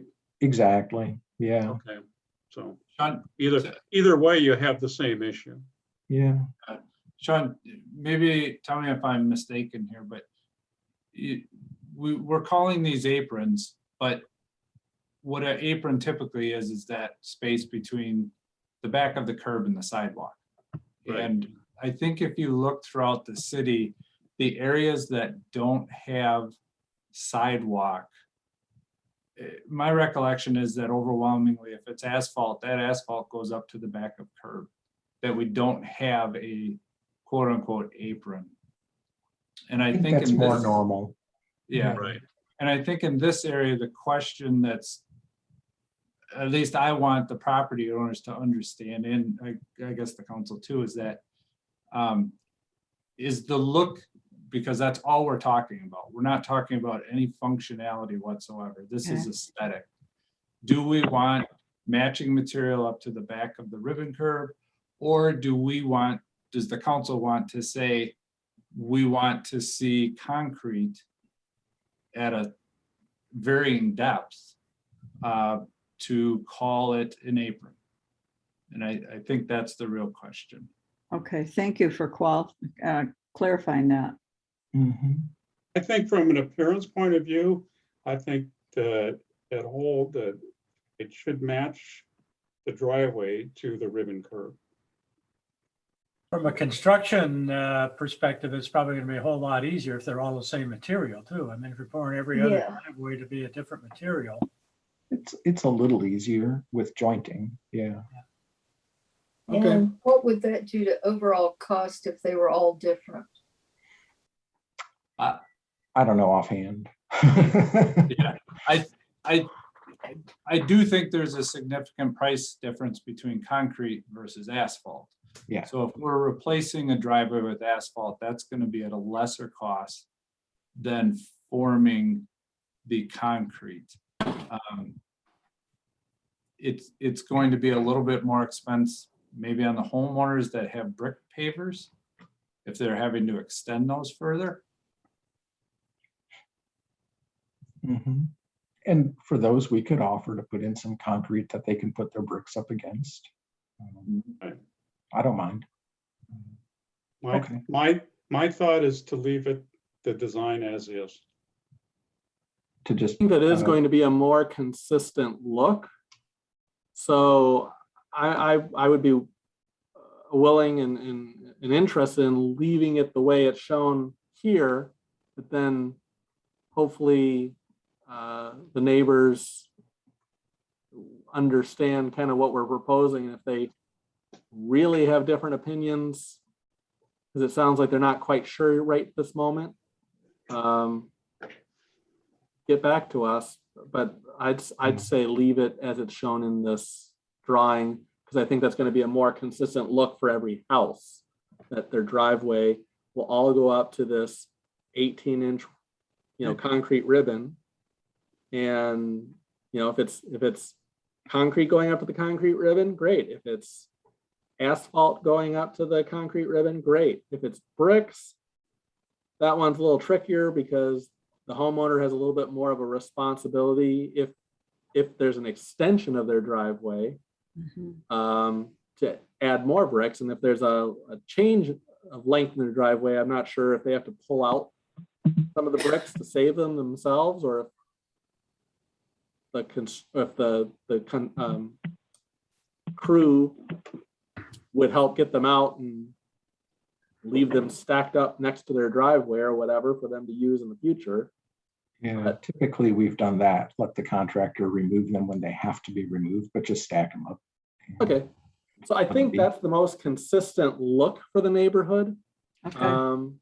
And I think, Jenny, you can kind of take that back to your group and. Yeah. Why don't you leave the drawings the way they are for now, and we'll revisit that. Okay. We'll have to And- get back to you, but I need kind of a time frame as to when you need a response.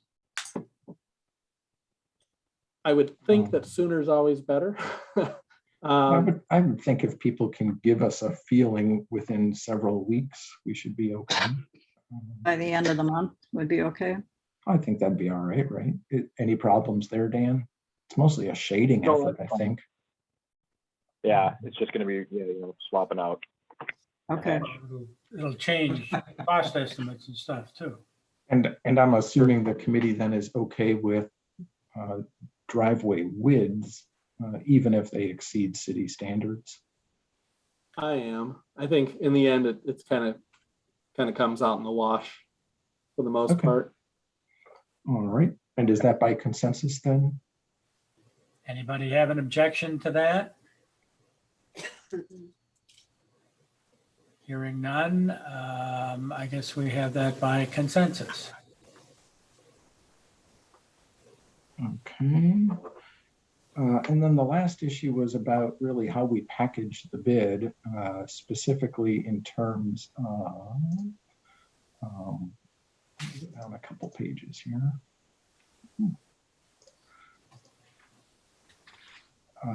Particularly in terms of cutting, and base course fill. And there were a few options. Here they are. Let me zoom back in on that now.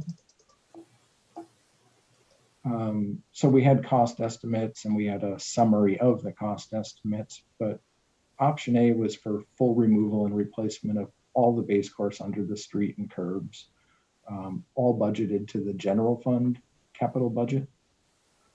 Option B was effectively the same amount of work, but with those costs split such that some of the base course fill within the utility trenches would be billed to the utilities capital budget and the rest to the general fund capital budget. And option C would be for partial removal of the base course in the streets budget and full replacement of base course in the utility trenches, which I would not advocate. I think it's just going to cause a mess and a lot of undercut. I agree.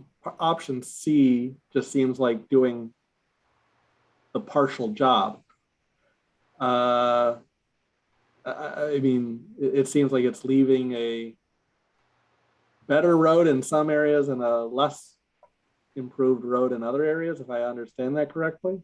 Yeah. No, I guess option A and option B seem like the ones I would want to consider. And I guess the question is, does utilities usually pay for their portion of road work?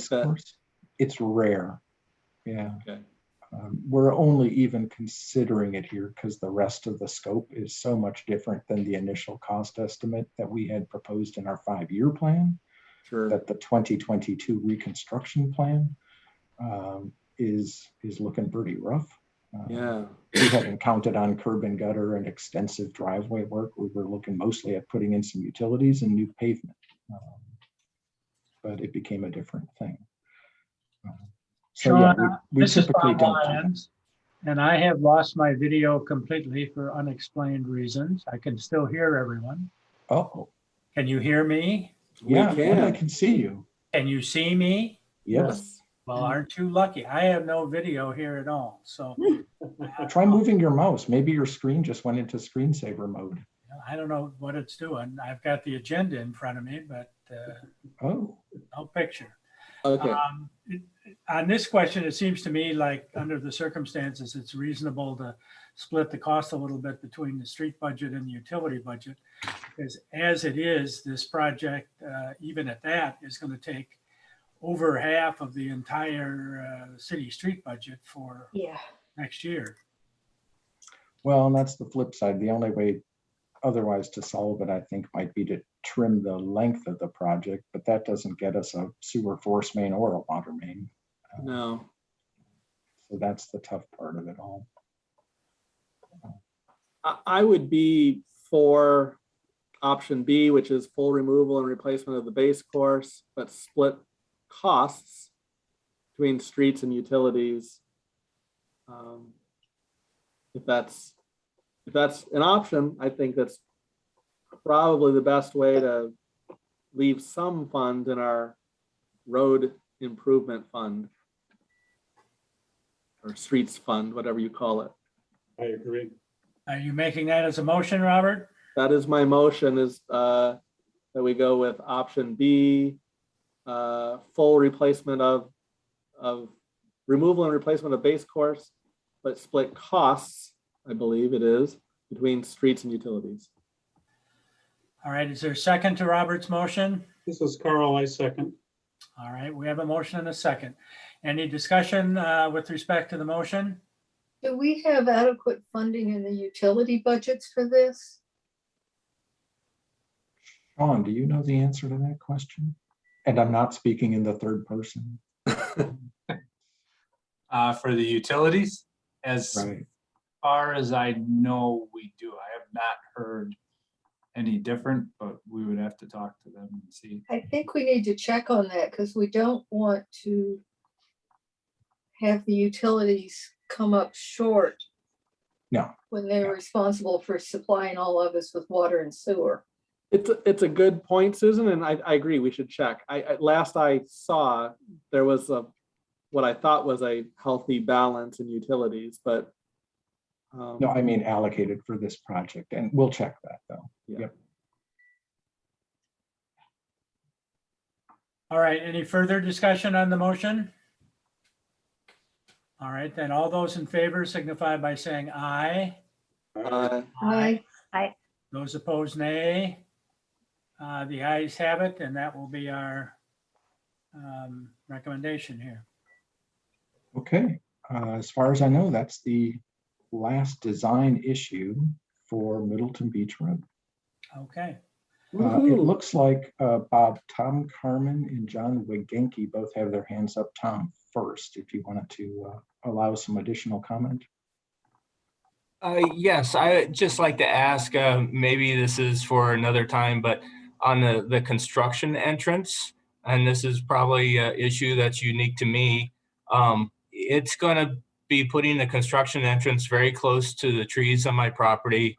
I think that trucks entering and exiting are actually going to be hitting branches and probably damaging my trees to some extent. It's a very narrow corridor, and there's actually a tree that's to the west, a smaller tree that I think you're going to be damaging both trees, and it's going to be a narrow corridor, especially with the heavy equipment. And it's going to be a heavy lift bringing it so close to us. I'm wondering if you could consider moving that a little, removing the smaller tree to the west, moving it west more, so we don't have damage to both trees, and it might remove it, the traffic, heavy traffic, a little bit further west from the edge of my property.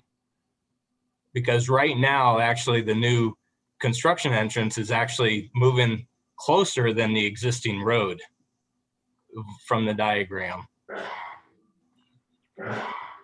You want to make a note of that, Dan, and take a look at that maybe to see with the forester maybe. Yeah, and have it marked in the field of where we're proposing it precisely. And yeah, I'll meet with Tony out there. I would appreciate that, and if it helps that I can meet with you, that'd be great. I'd just be, it's going to be a heavy lift for us with all the traffic in and out of there. Okay, sure. And I may reach out. John Wigenke? You're muted. But your hand is up. Is that? There you go. Yep. Hear me Now we now? got you. Yep. All right, thank you. Sorry, I wasn't technically talented enough before to get your attention, but I'd like to go back to the south end of the road. Okay. When you were discussing the parking along there, the parallel and the end-on parking. Okay.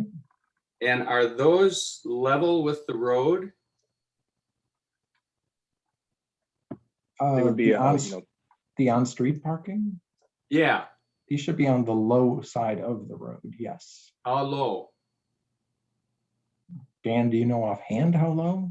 I mean, 2% low. You follow, the basic crown of the road, the 2% slope to the edge of the curb. I think in some spots we might be needing to kind of have a variable cross slope just to make it work in there, but it's going to be, I don't know, I can't tell you exactly how low without going into each cross section. Sure. And what about the area where the parallel parking is? Over here? Same kind of design considerations there. Basically just envision extending the pavement out from your driveway all the way across at a slope so that the water's on the west side. Okay, because I think I mentioned this the last time we met, and that is the problem is where that parallel parking is. All of the water comes off of these soccer fields and runs onto the road and then across into our properties. And unless there's some sort of a ditch or a significant slope there, we're still going to get it all running across when we have a heavy rain. Your low point should now be at the curb, which would be, yeah, right at that valley curb where the parking lane is. So, I mean, and however if the soccer fields run on, they should run onto that curb spot, and that's where the water should concentrate and then travel. I'll admit, it is flat. It's going to be flat. You're still going to have probably some, on the heavier rains, the water's going to puddle up as it moves down that slope, but it hopefully shouldn't get over to the other side of the road now with the 2% crown. Well, it does, and especially because there's no ditch going down to that drain at the intersection. That's all filled with vegetation and shrubbery, and I think preserving those trees, it's nice to have those trees there, but that keeps you from having a ditch that's going to drain the water in the right direction. Unless it can be put on the other side of the trees. I think we'd run out of Can you go right of way. You understand Yeah, what can I'm you- saying, sir?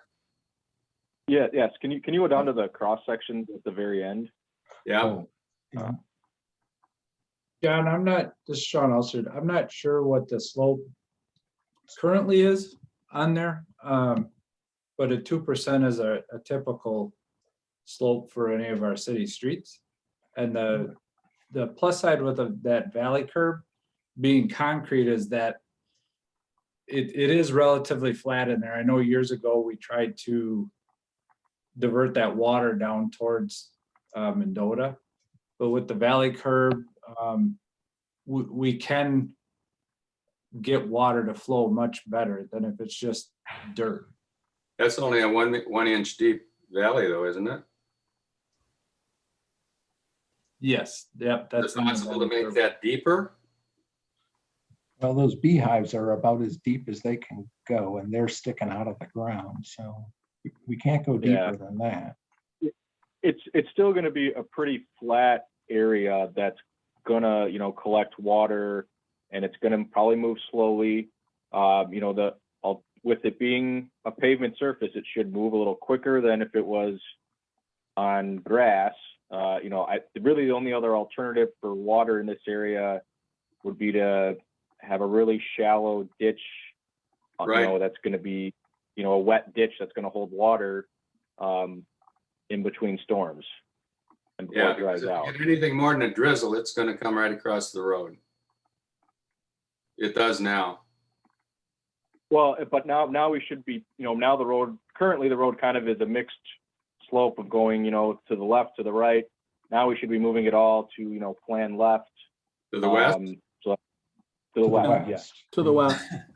And just if it's obviously at some places it's more than 10 feet because the road itself is 10 feet and then there's parking there, which makes the road a little longer. But with just a 10-foot width, some quick math says that's the west side is 4 inches lower than the east side.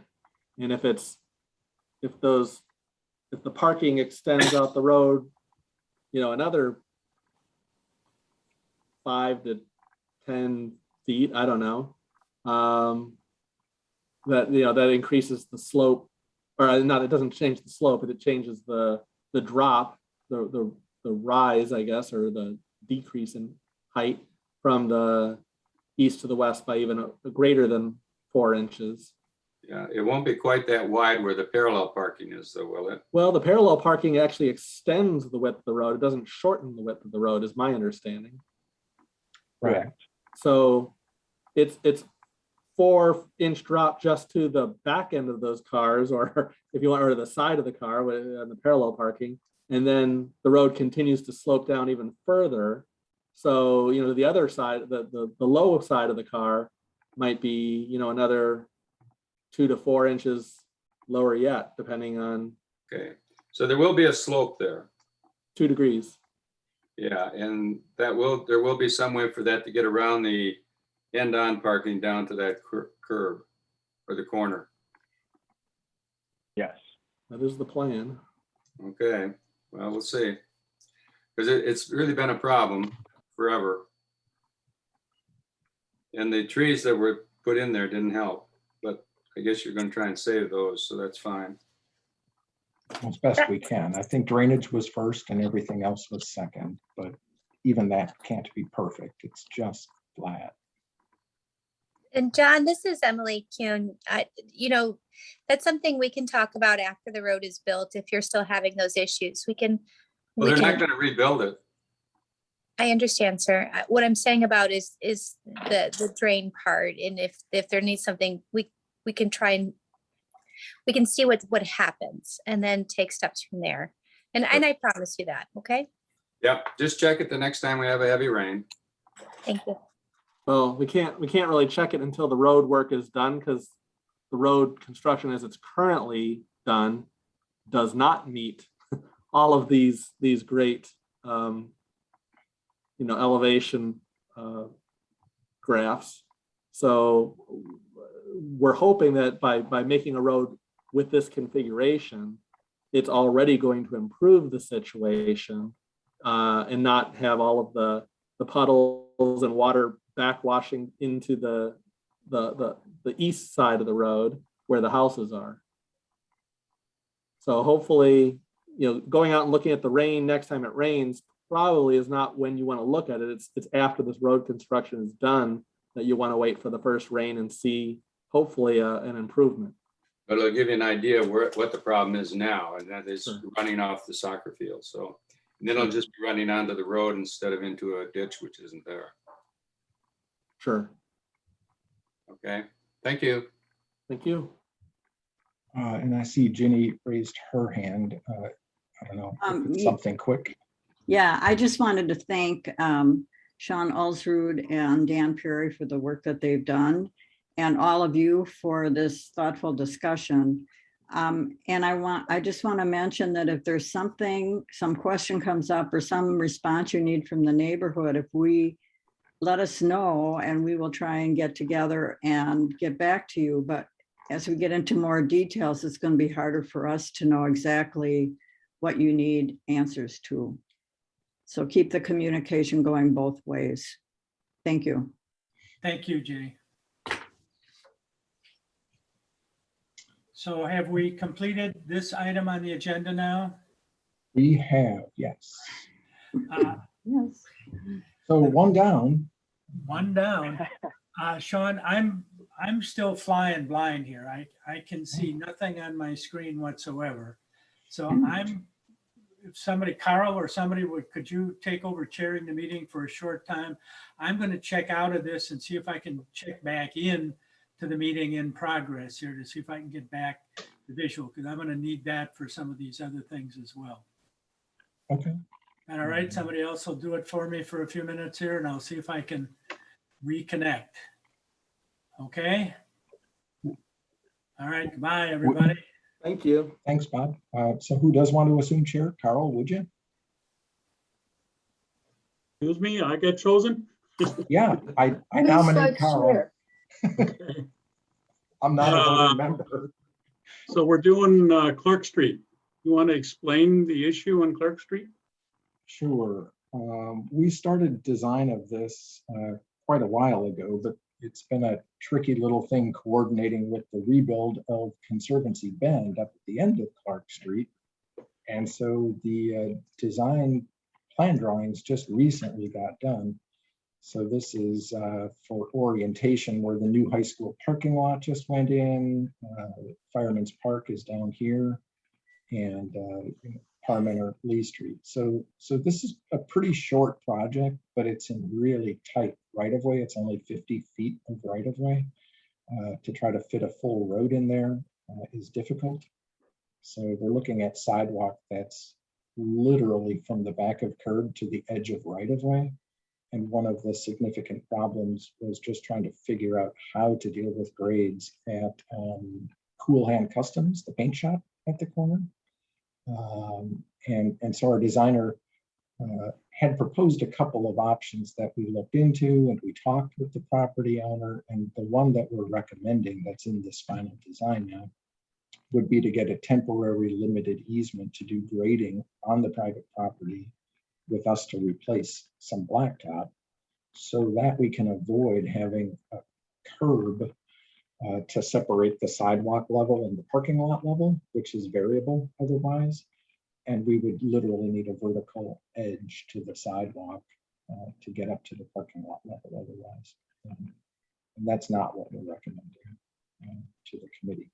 So in the final design, as staff review goes, we're happy enough with it, but we do need still then to get a signed temporary limited easement from the property owner who's agreeable to this. In fact, they want to do the rest of their parking lot at the same time so that it's just all uniform and new. It's a little bit in tough shape right now. So overall, I think that would be the best for the project. So this is just a recommendation for plan approval for bidding in winter. Well, if it's funded.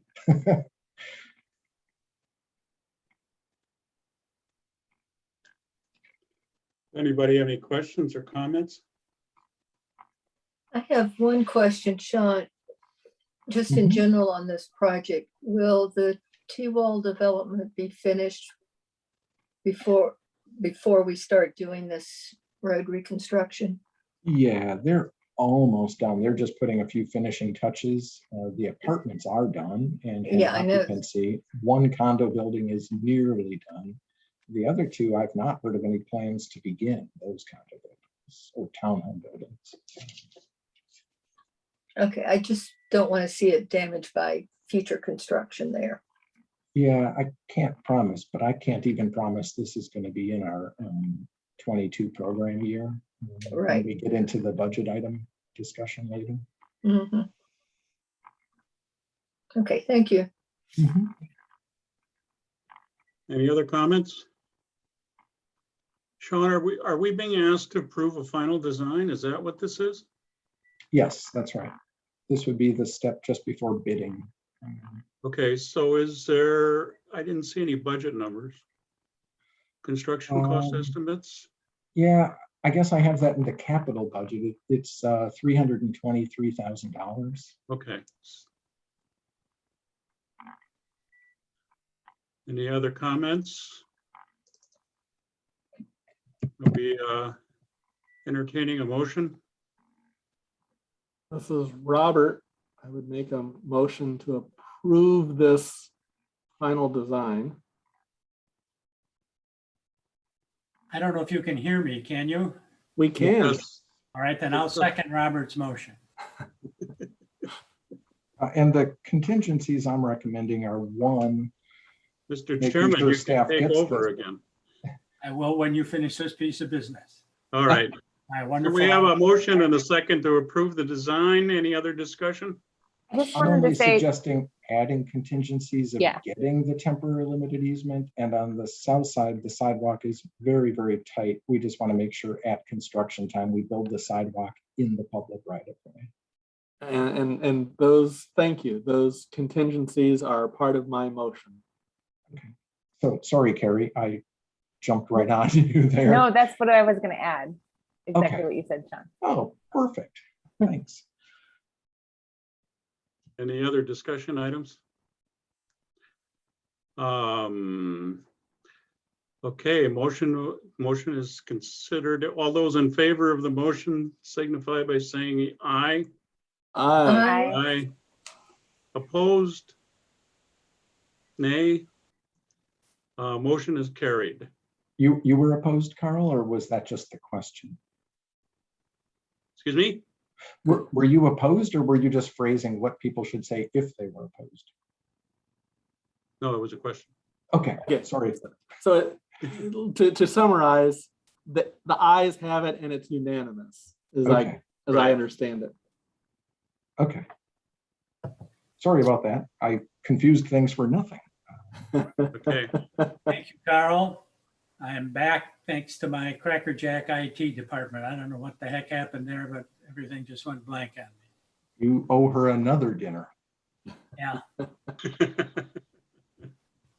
Okay, so Pleasant View Road reconstruction has had a change in the plat, and because of that, the real estate needs that we have for it And this is at the corner of, I don't want to zoom out too much, but where Pleasant View Road, which runs north-south, but on this page it's left and right, meets Blackhawk Road.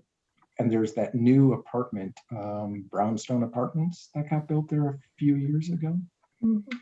They have an underground pipe detention system on their property in a slightly different spot than we thought they were going to build it, that conflicted with a designed retaining wall that we needed to put in for the project because of the roundabout that we're adding.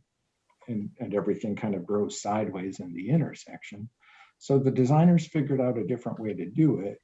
And instead of acquiring right-of-way, which would make their private pipe into the right-of-way, and it becomes a whole mess, instead we're pursuing a smaller right-of-way acquisition just up to this sort of thick black line, and adding on instead a piece of permanent limited easement so that our retaining wall would be partly onto their property instead of the other way around.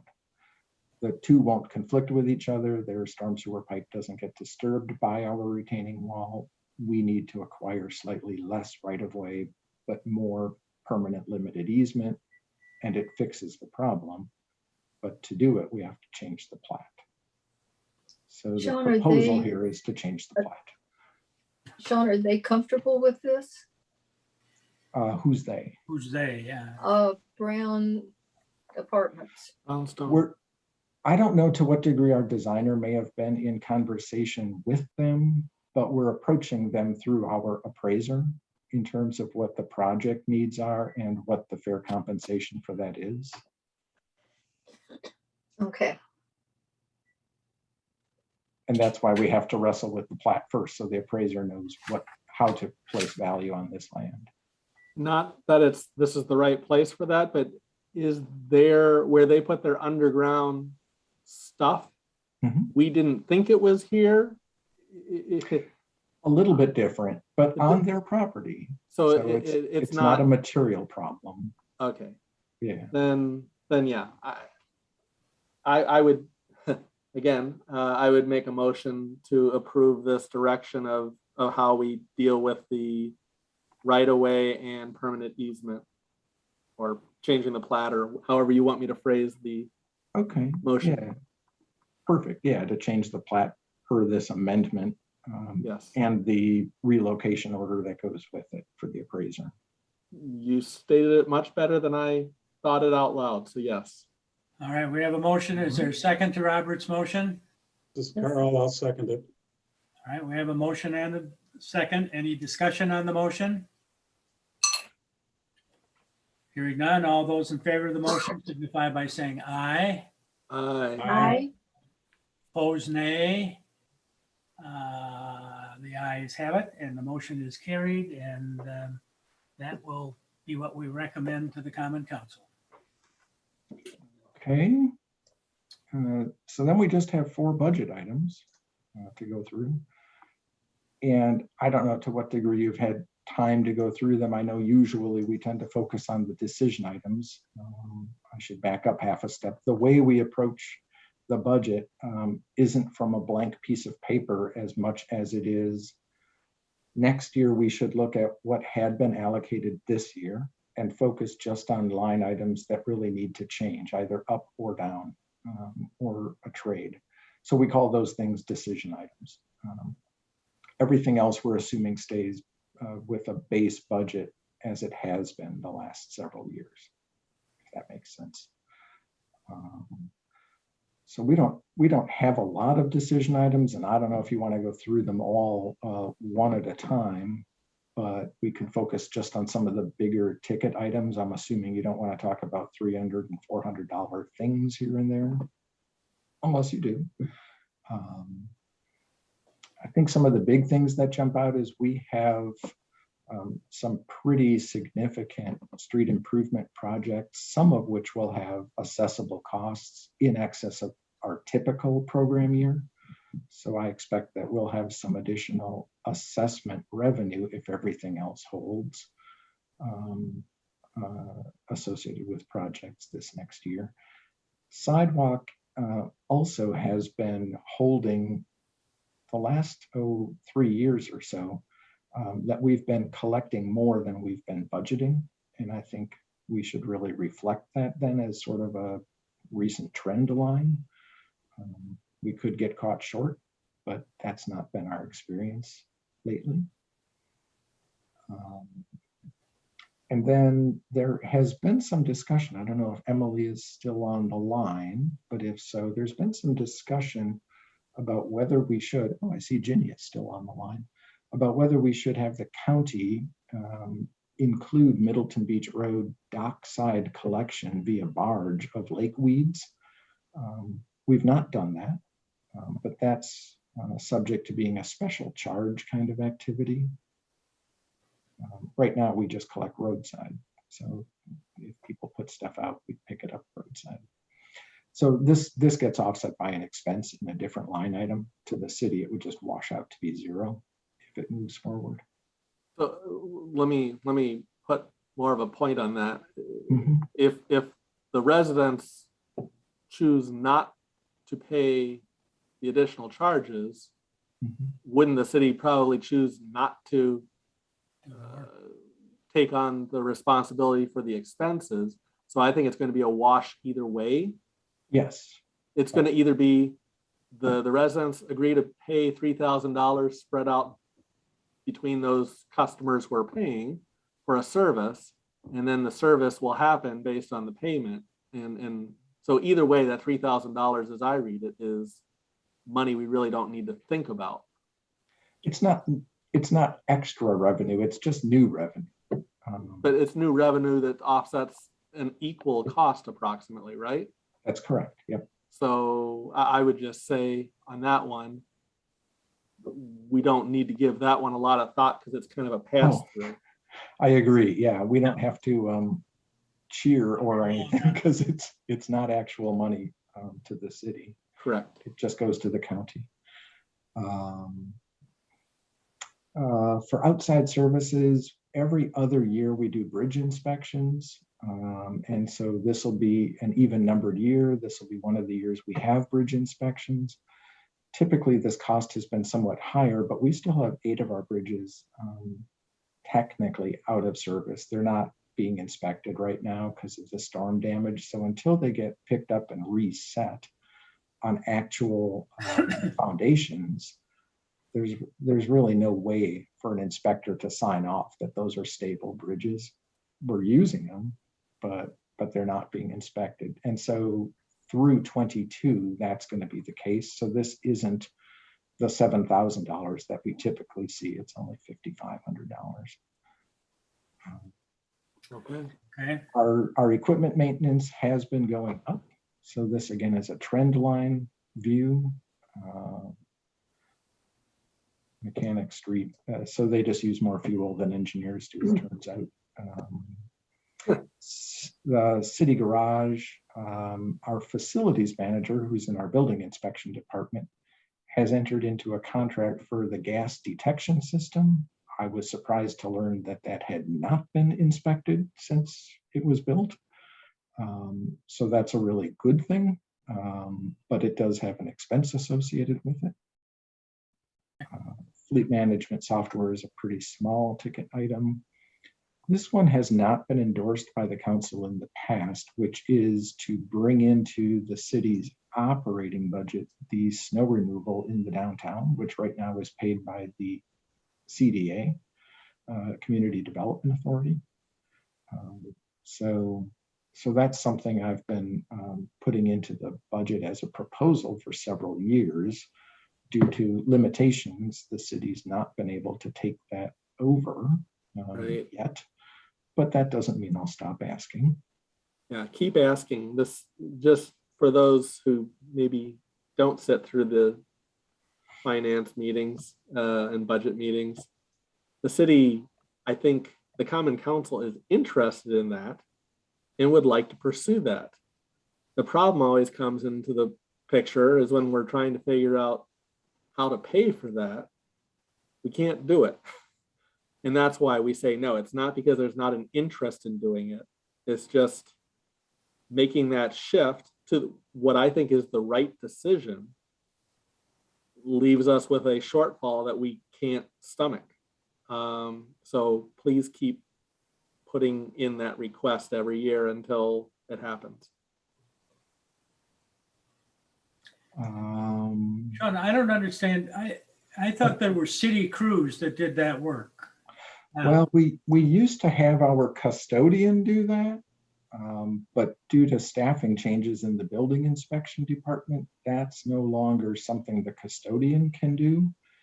And we haven't had sufficient staffing during winter in the Parks and Recs crew for them to take it on, because they've got all the trails to try to clear after a re-snow event. By priority, I suppose they could come in earlier, but they're not authorized as freely as the streets crew is to use overtime to do it. And it always seems to snow overnight. So yeah, that's been a hired service in the downtown area for several years now. And the CDA's been paying for it. Okay. Leaf collection, this would just be that offsetting expense for county's leaf collection. Storm sewers, I'm putting in a budget proposal here for rental of a Vactor. We had for years been able to borrow from the water and sewer utility their Vactor truck, which is well, you've seen it. It's a gigantic blue truck with a cylinder on the back end. And it's wonderful for sucking debris out of storm sewers, but it's not as available as it had been, which is to the credit of our utility. But that leaves us from a storm sewer perspective in needing to get a truck. And while one has been for a year, I think, rented and paid for by the Storm Water Utility Board, it really isn't a major maintenance element that the Stormwater Utility Board really wants to focus on. So all that leaves is the general fund operating budget as a funding source for that, but it's required to be done. We have to clean our storm sumps out as part of our pollution discharge elimination system permit. So that's what this proposal's about. And then as the new pump station at Tiedemann is getting set up, we've got some telephone and internet communication put in there, and we'll be taking over from our storm sewer account the electric expense of that. But then there's a partial offset of the electric expense that the parks budget has been paying for. So the incremental difference really is an assumed extra electric expense and also our data connectivity expense.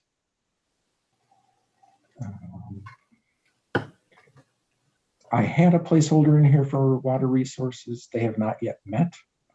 There's no proposal by staff to increase or decrease that number. It hasn't changed in several years. We've just been within trying to manage the cap on that. So staff's not proposing any change, but if the commission does, here's where it would get reflected.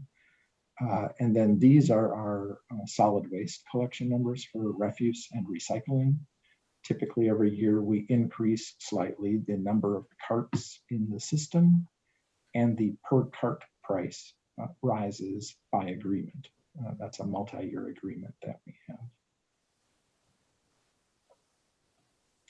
So at the end of the day, if you figure out what all the changes proposed to revenues are, what all the changes to the various buckets of expenses are, we would end up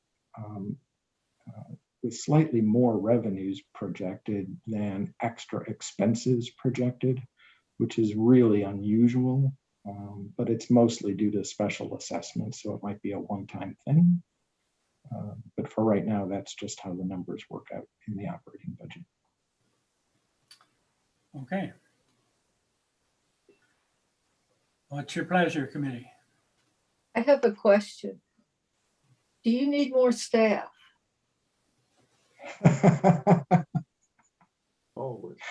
Well, it depends what we're trying to do.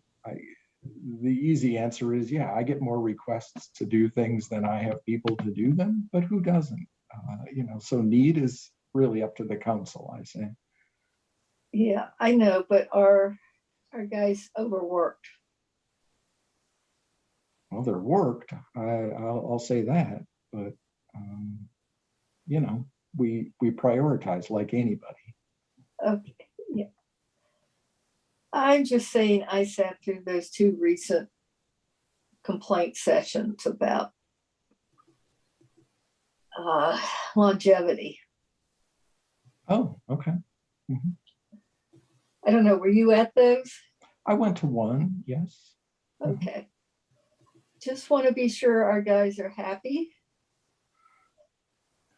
Oh, like anybody, that depends on the day, I suppose. But I think they find satisfaction in being able to serve the community. They love this place, you know, and I don't want to overlook that or undersell that, you know, but that doesn't mean it's always fun either. It's hard work. Yeah. Susan, I'm not sure what you're getting at, but we don't have the authority to add any positions. No, but we do have the authority to ask for positions. Well, Right. I turned in Do some you keep requests. track of the requests that you get that you can't meet? I've turned in some requests today, one for an LTE to do some traffic study stuff, because part of what I get asked a lot is, you know, about counting vehicles, checking out signage, and I just don't have the time for it. So I'm wondering if an engineering school LTE could help pick some of that up. And also requesting some extra hours for the admin assistant who works out at the Municipal Operations Center at the garage to do a lot of the vehicle maintenance orders, equipment updates. So we have a fleet management system, but rarely anybody with the staff time to use it right. And he seems really bright and willing to take that on. So I'd love to let him. I don't know if we It'd can be afford that. important, though, to keep track of those requests that you can't meet to use to justify additional staff. It is, and I think all the alders are the ones asking me to do that stuff. So they're pretty familiar that how long these things take. You know. I guess I would say, Sean, some of this needs to be included in the budget request so the alders are fully aware of it, Yeah. whether it gets funded or not. Right. So like I say, I did turn stuff into finance and HR because that was due today. But that's outside of our operating budget. They're figuring that separately for the personnel committee. Okay, that's what, even though staff are part of operating. Yes, but they're looking at it from a holistic perspective instead of just department by department. So. Okay. I'll move approval for approval of the operating budget request to submit to the finance department. all right, we have a motion. Is there a second to Carrie's motion? Yep. This is Robert. I second the motion. All right, we have a motion and a second. Is there discussion?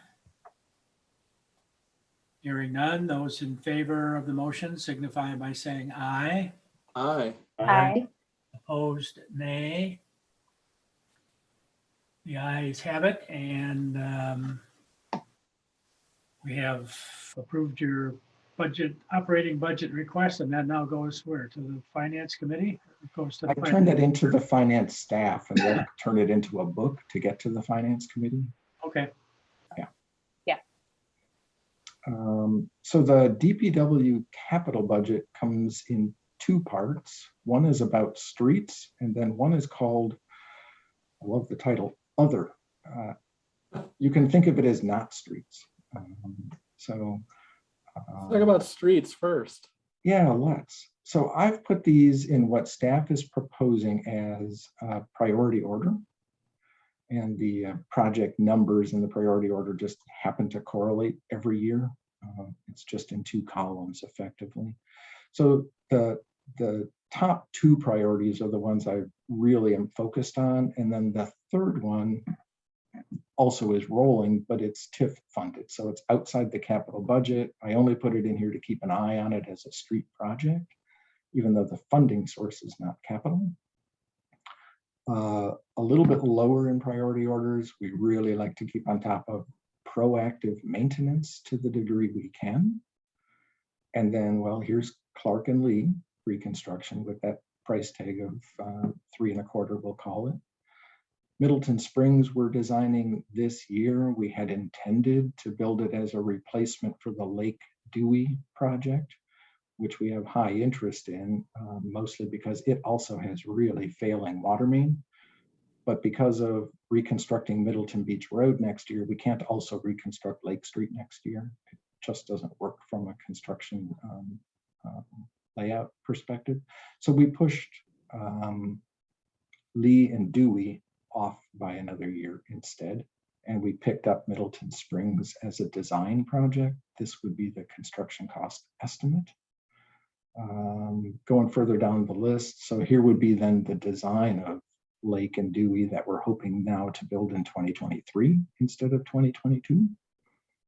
And then design of Franklin and design of Elm reconstruction.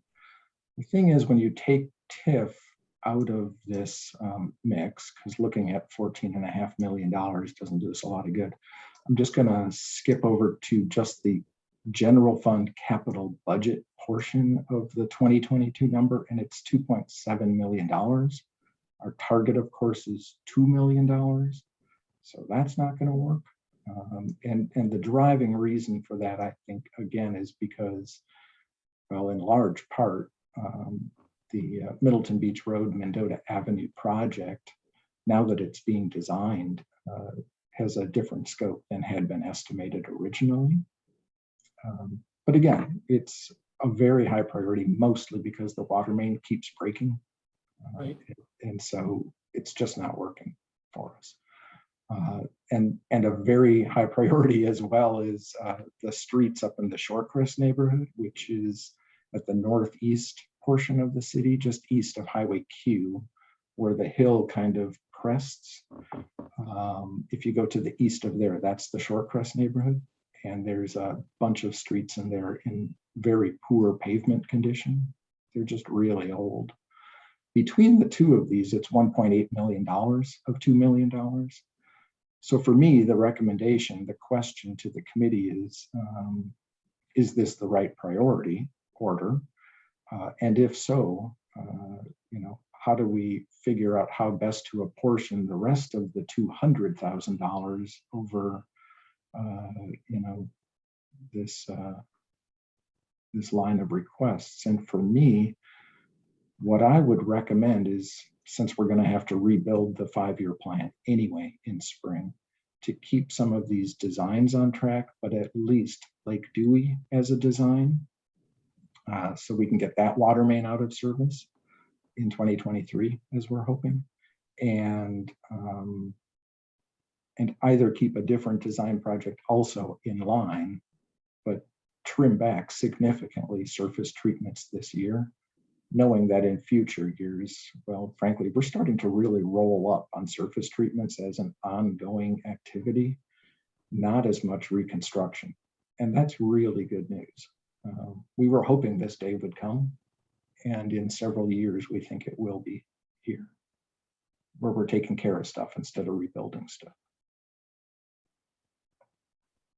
So what does that then say about Lee Street, et cetera? That gets pushed back? The construction of Lee Street, yes, would then, I think, get pushed back at least to 2023, maybe 2024. It's still drivable. It's still serviceable. It's not good. It's only going to get worse. But we simply can't do everything first. And for me, the highest priorities are listed 1 and 2 on this schedule. I agree. Do we I do need to too. do the crack filling? That sounds like a priority item, non-question kind of thing. Yeah, we really have had an emphasis, and really good funding on this. So while we put in $250,000 on crack filling, chip sealing, that sort of thing, I think for 1 year, we probably should dip into that and lower this number quite a bit. I don't know if that goes down to $100,000 and maybe $100,000 of design, or if there's some other mix. Sean Alsrud has been really good about flipping these things around for us. Really good, because there's as much art as science in some of how to balance these things. But I think we need to relook now at the whole 5-year plan because of the changes that we're going to See need us for back construction. off the surface treatments and the crack filling and the chip sealing and stuff, because I think that's necessary to do in short intervals after roads have been repaved so they don't begin to deteriorate. Mhm. And I suppose you can cut back on it a little bit for 1 year. I certainly wouldn't eliminate all of it. I either, nope. And And I I'm wouldn't want it hesitant to even to become- trim it, but I just don't see any good option. I think if we don't at least design Lake and Dewey, that water main also is in very poor condition. So I think in the last year or two, we've had 3 or 4 breaks on Dewey Court. And that's just not a very long stretch of road. So I think we ought to at least do that design. Well, if you did that, and what is number 11? Franklin. Franklin, right. And that, So, yeah, How critical is that? I think that can go back, get pushed back. I think Elm could get pushed back. It's not heavily trafficked. It's in sort of tough shape, but again, drivable. We do 9 design and then we got 150 for crack sealing. In that ballpark, yep.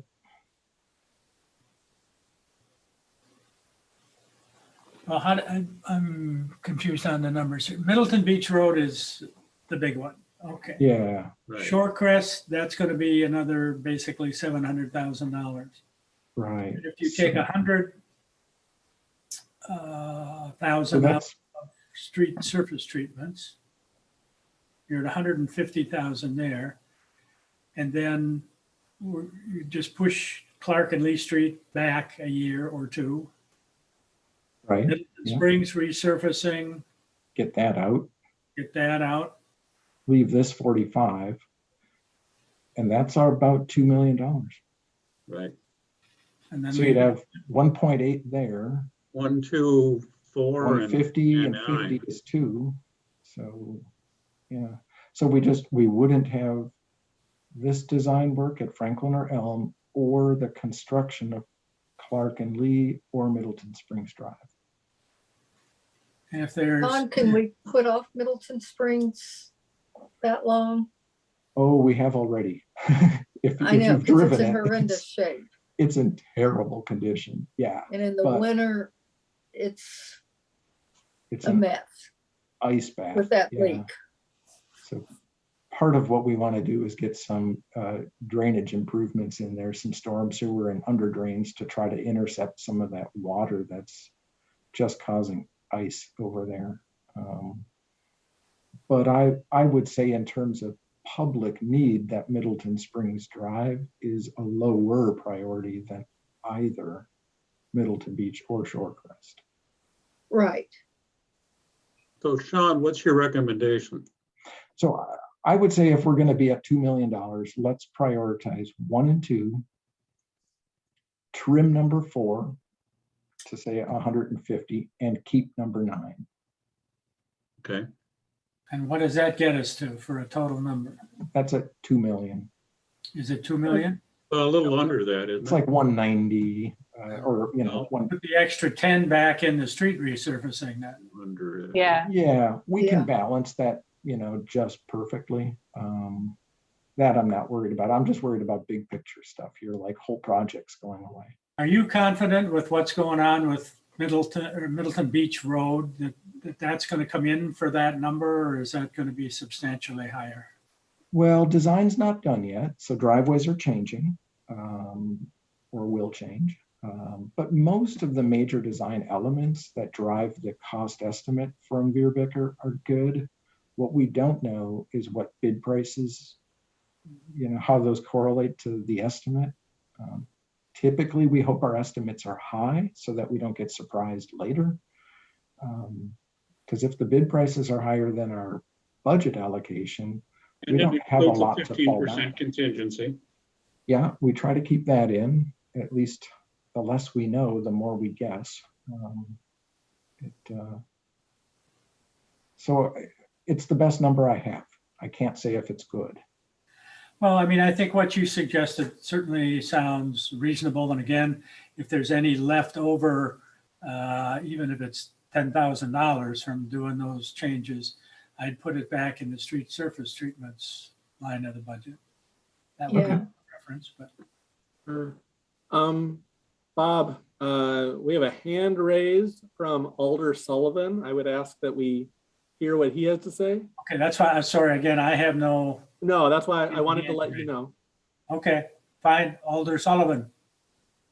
Good evening. I just wanted to make two comments, and one is probably a little redundant given your discussion. I just wanted to make sure that everyone knows that Shorecrest is still probably one of the worst road neighborhoods in the city, almost approaching the experience we had with Valley Ridge Road. I mean, many of you remember that mess.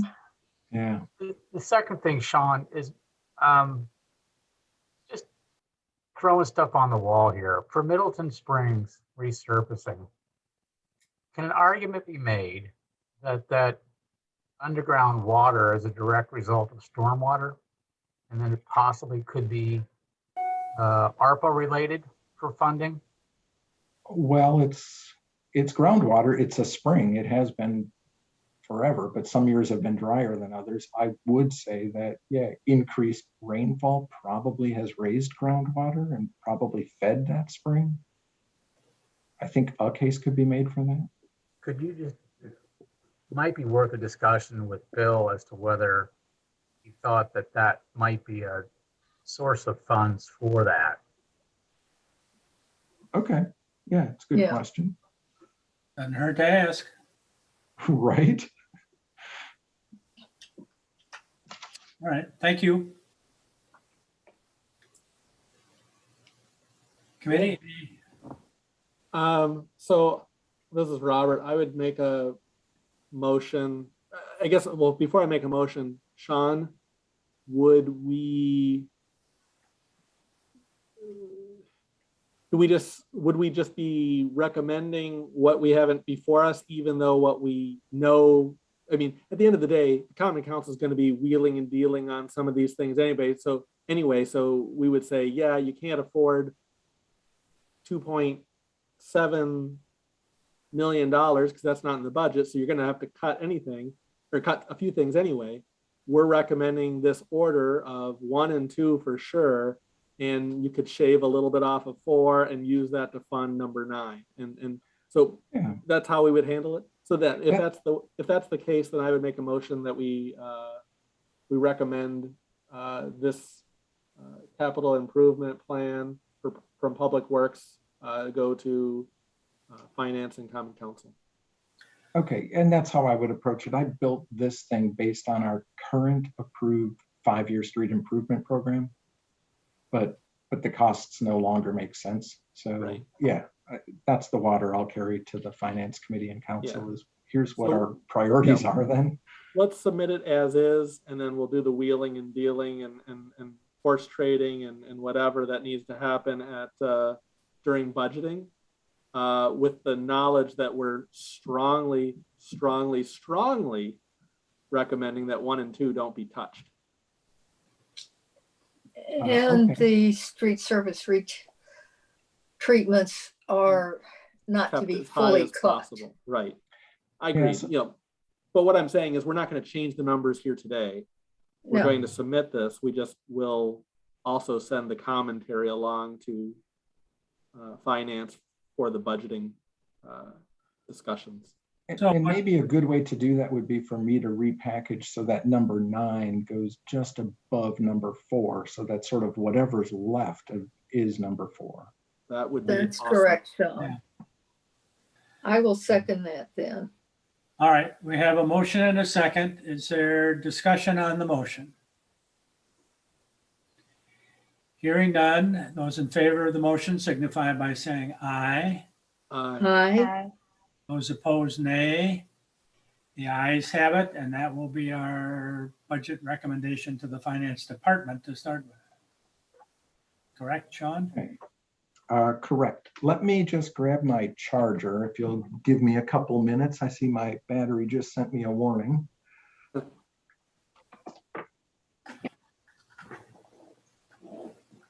be fair, if we didn't let Sean go get his charger, this meeting will probably be over sooner.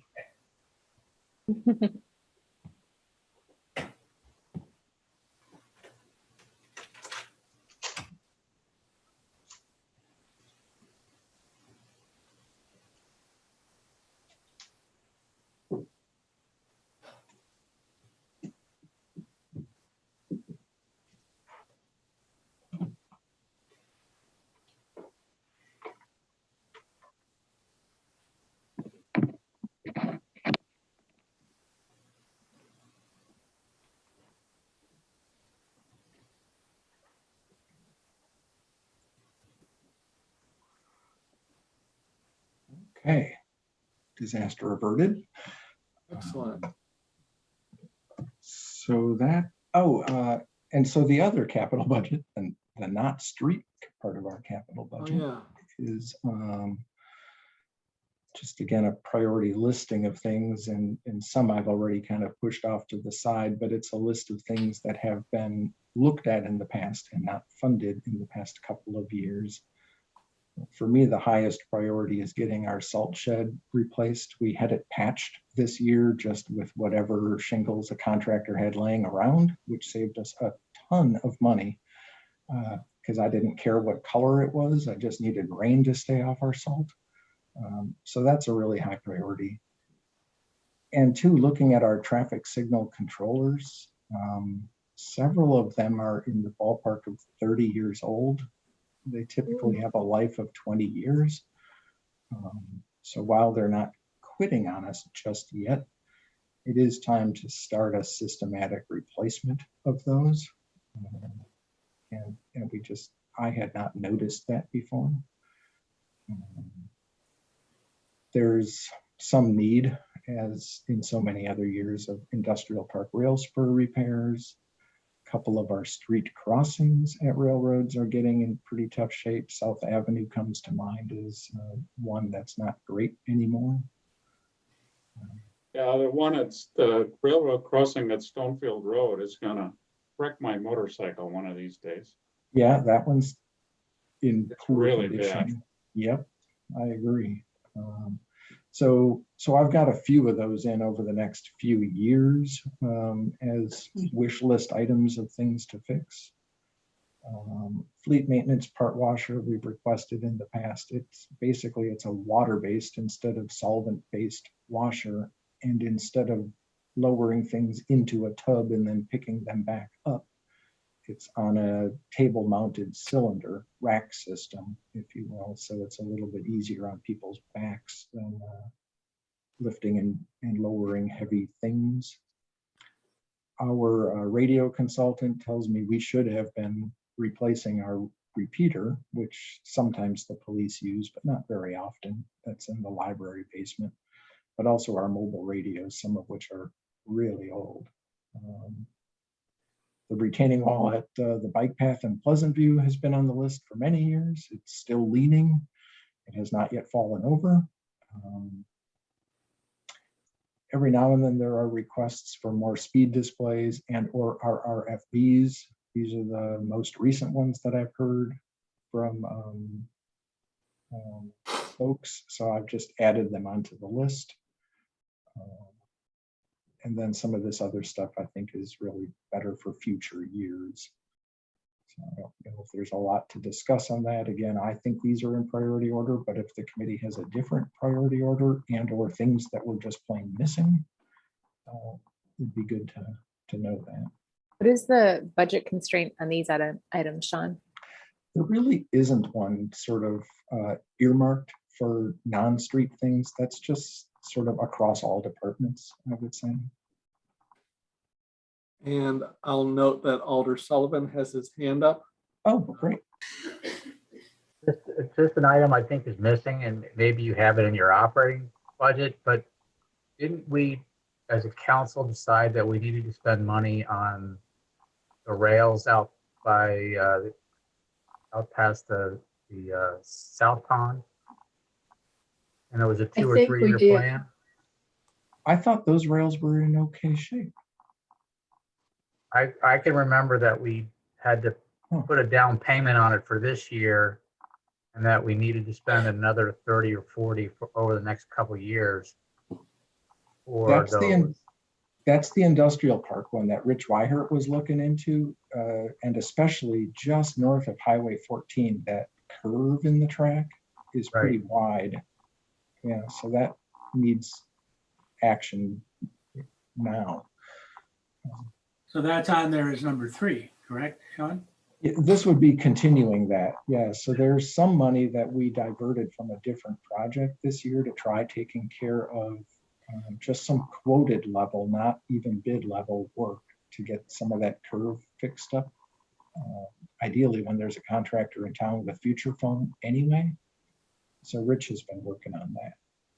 Okay. But this would continue it because it needs other work too. So that piece, that 75 is the continuation of this project?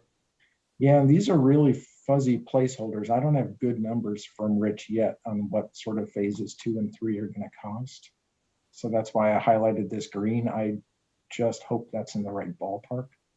Okay, thank you. All right, committee. So basically what we're looking at here is the priority order of these items. Anyone have any changes they wish to offer? No. This is Robert. I'd make a motion to approve the Public Works Other Capital Improvement Plan budget. We have a motion. Do we have a second? This is Carrie, I'll second. All right, we have a motion and a second. Any discussion? Hearing none, those in favor of the motion signify by saying aye. Aye. Aye. Opposed, nay. The ayes have it, and that's what will go to the finance department. Thank you. All right. So that's it for that. Then we'll go to the utilities, water and sewer utilities operating budget. And yep, Dave Sarbacher is still with us. Thanks, Dave. To go through what he's prepared for just a few decision items really between water and sewer. And before Dave gets started, these are all mandates, right? These are all mandates. Yeah. So there's not, I mean, if Dave can explain them a little bit, great, but pretty much these are requirements. So there's not Correct. much Yep. to say here. So this number we get from our finance department because we apportion our insurance premiums. The upper number we get from MMSD because they deal with all of our sewage treatment. And like this says, the DNR mandates that we check the interior of tanks. Not a lot of leeway here. The insurance just came out though, right, Sean? What our increases are going to be? Yeah, Bill just sent that. When did he send that? Friday? Friday, yeah. I think ours was less than $1,000, so that 2,600 is a little bit. That's what it was last year. So Okay. I brought it across, figuring so maybe a little less than that. Okay. Good catch. Well, This is Carrie. Go Rob. Okay. I'm guessing that I get to second your motion. Go Sure. ahead. Yes. I was going to move approval of the operating budget request And I'll second Carrie's motion for utilities, I should. for Yeah. utilities. We have a motion and a second. Is there discussion with respect to the motion? Hearing none, those in favor signify by saying aye. Aye. Aye. Those opposed, nay. The ayes have it, and Sean, you can carry this message to the finance department as well. All right. And that gets us to the utilities capital budgets, and that's in two pieces. So there's the water utility, and then on the next sheet, sewer utility. These are all pretty much typical annual projects. So Dave's got a lot of things scheduled on a consistent basis. So if you want an overview of any of these, Dave's here. I have a Now that water, nope, I was just gonna say, Bob, first, the water main replacement, that number, I think, would include the direction that was taken earlier with the base change, but I'll have to definitely get those numbers from Dan, just to make sure that it's covered. Dave, not that it's relevant to this year's budget, but why is there such a large increase in water utility equipment replacement in 2023? Over That here. came, Well, it goes from 9,500 in 2022 to 64,500 in next year. Oh, equipment. I was looking at vehicles, sorry. yeah. That one is a replacement of one of our backup generators. Okay, And then there was a couple other things too that Brian had pulled together for equipment, and I think skid steer was another thing that would be included in that equipment replacement also. and on the vehicle replacement cost for 2023, why is that shown separately? I thought all of the vehicle replacement stuff went under the big heading of all city vehicle replacement or whatever. Not for utility stuff. Not though. for utilities, that's separate. Right, yeah. Completely. Yeah, separate pot It'll of be- money. Never mind. It'll be presented from maintenance through the vehicle program. I just wanted to put those numbers here Okay, for your understanding of what portions of that are utilities okay, numbered. thank you. Questions, comments, committee members?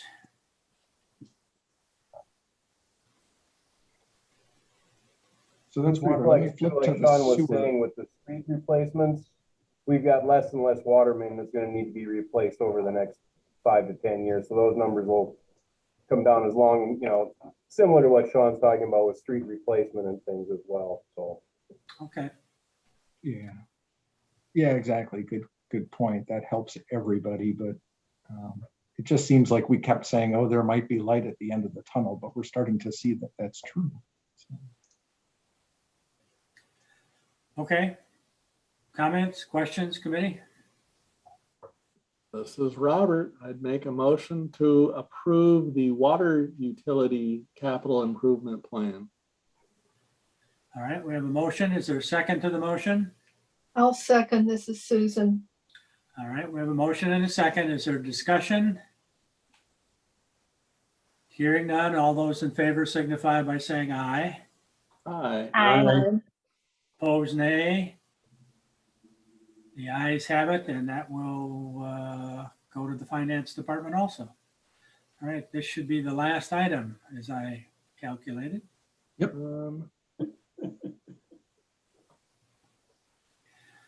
I have a So question again- for Dave on this one. What on Yeah. earth do we have as a vehicle that costs $495,000? That's that Vector that we spoke about earlier.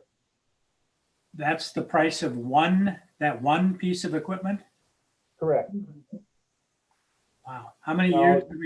how many years do those last? 10, 10? Is the one that we have is 10 years old? correct. Okay, And this does not reflect the share between the water utility and the sewer utility. The sewer utility will pay 75% of the 495 and the water utility pay 25% because of use between the two utilities. okay. So, Alder Sullivan has his hand up. This time I caught it. Go ahead. So I'll ask the obvious question. What's the old Vector worth and should we keep it? and use it for cleaning the sewer. I'm sorry, the storm sewer sumps. Can we keep the old vehicle around until it is so bad that the repair costs are outrageous? We've had Well, some that's the hard significant part. repair costs, yeah, in the last couple of years on that vehicle as well, so. So there's But- not really a remaining life on the old vehicle, is what you're saying? Did I That would understand? be, yeah, that would be one to run by the mechanics and the ones that actually do the work on to see what that condition is, yeah. Well, and the harder part is we don't even need it all year. We'd be storing it a lot and fixing it some, but using it only a little. You know, when we could borrow stuff, that was okay, but I mean, we probably need about a month's service out of a Vector. Does the $495,000 that's in the budget for the new one reflect a trade-in value of the old one, or is that just the flat-out cost of the new one? Is there any trade value? There is trade value, but it's not reflected in this number, no. Okay. Any idea what the trade value is? I would guess it's pennies on the dollar at that point. I'm sure it is. Yeah, I can't answer that, Bob. I don't know, and that's why we don't put that number in there. Okay. But you see, you have the answer, right? So Sean wants to spend 10 grand to rent one. If the trade-in value is less than 10 grand, there's your answer.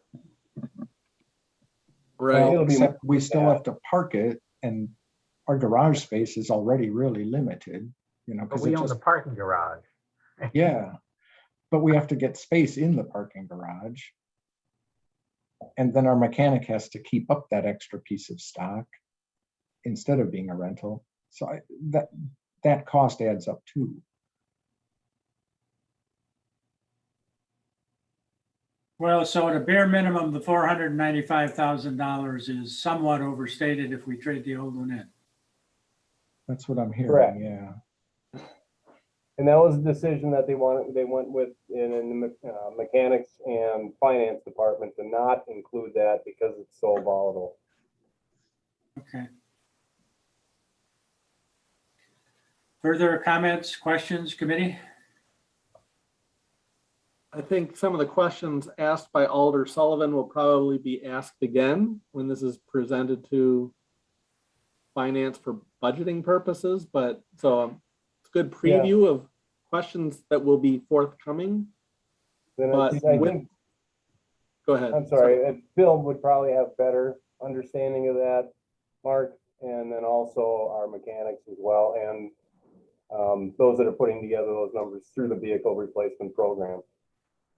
So yeah, if I was just going to say, if maybe it's worthwhile to try to gather those answers, but for tonight, I think we could probably move forward with recommending this sewer utility capital improvement plan, and so that would be my motion. We have a motion. Do we have a second? This is Carl, I'll second. We have a motion and a second. Any further discussion on the sewer utility capital improvement plan? Hearing none, those in favor of the motion signify by saying aye. Aye. Opposed, nay. The ayes have it. And Sean, there's another one you can take to finance. All right. That is the end of our agenda. Excellent. There's a motion out there to be made. This is Carrie. I'll move to adjourn. We have a motion to adjourn. Is there a second? This is Carl, I'll second. Okay, motion and a second. Any discussion? Hearing none, all those in favor signify by saying aye. Aye. Aye. Opposed, nay. The ayes have it and we stand adjourned. Thank you all for a long and I think pretty productive evening. We got through a lot of stuff this evening and it took us quite a while, but thanks for your participation and your attentiveness. Great. Thank you. Yeah, thanks Great. everyone. Have a good evening. Good night.